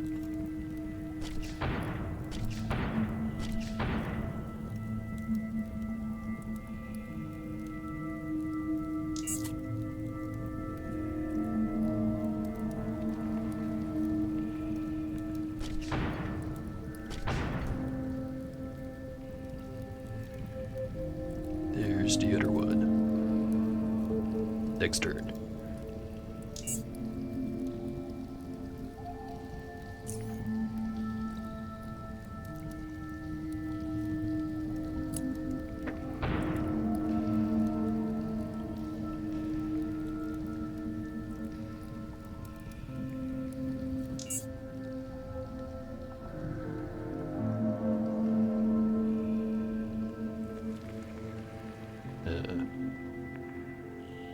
Well, gonna have to take some damage. So be it.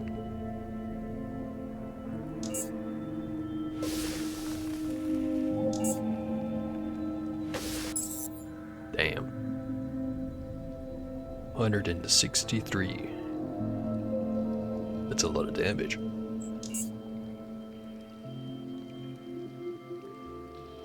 Third time's a charm.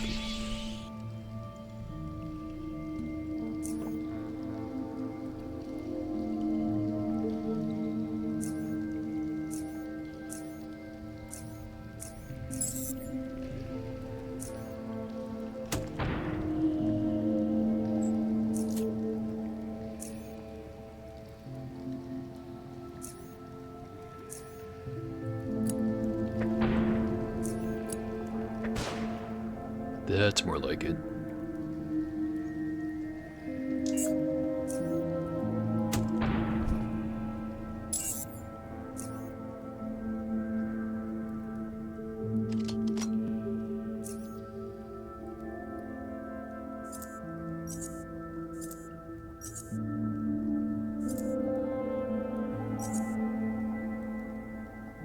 Could have sworn I had more regular Molotovs. Apparently not.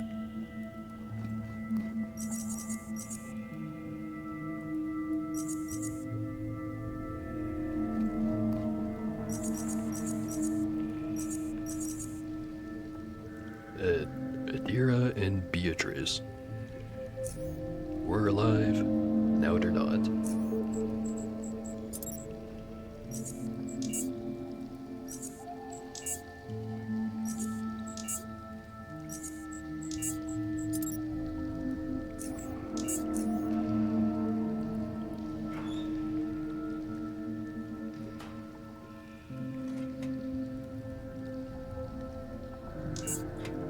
Not much in the way of loot in this place. Not compared to the recent places.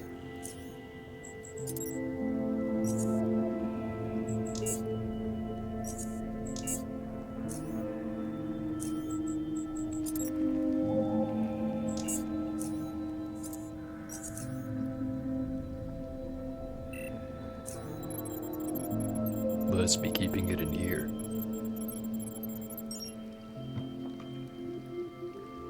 Yeah, half decent power core.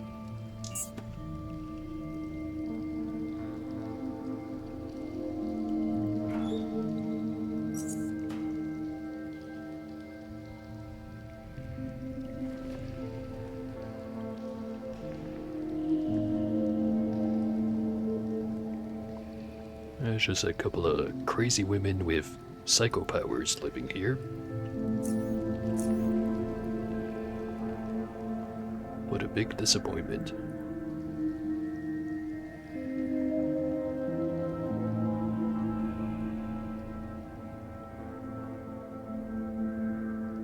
Sure spent a lot of effort decorating the place with all the people they didn't want, however. Hard to feel bad.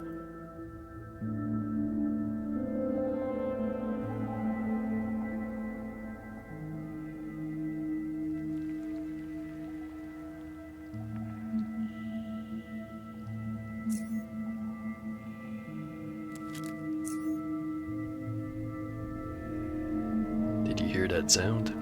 It's the behemoth. Yeah, calm down. we're done here. Let's go back. Finally. Hope you didn't leave anything important behind, cause we are not coming back. Yeah, we can go.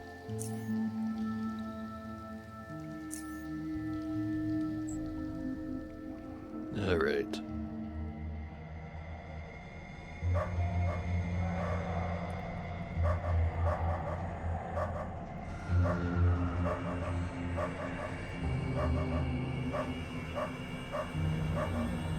Dog intensifies.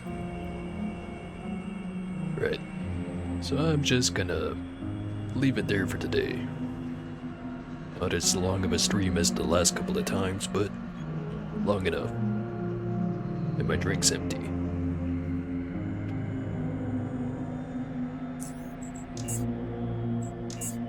Save that as save number 22.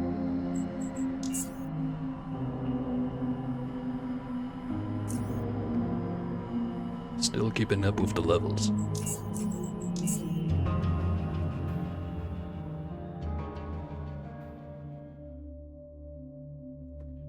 Right then. Hopefully you liked the stream.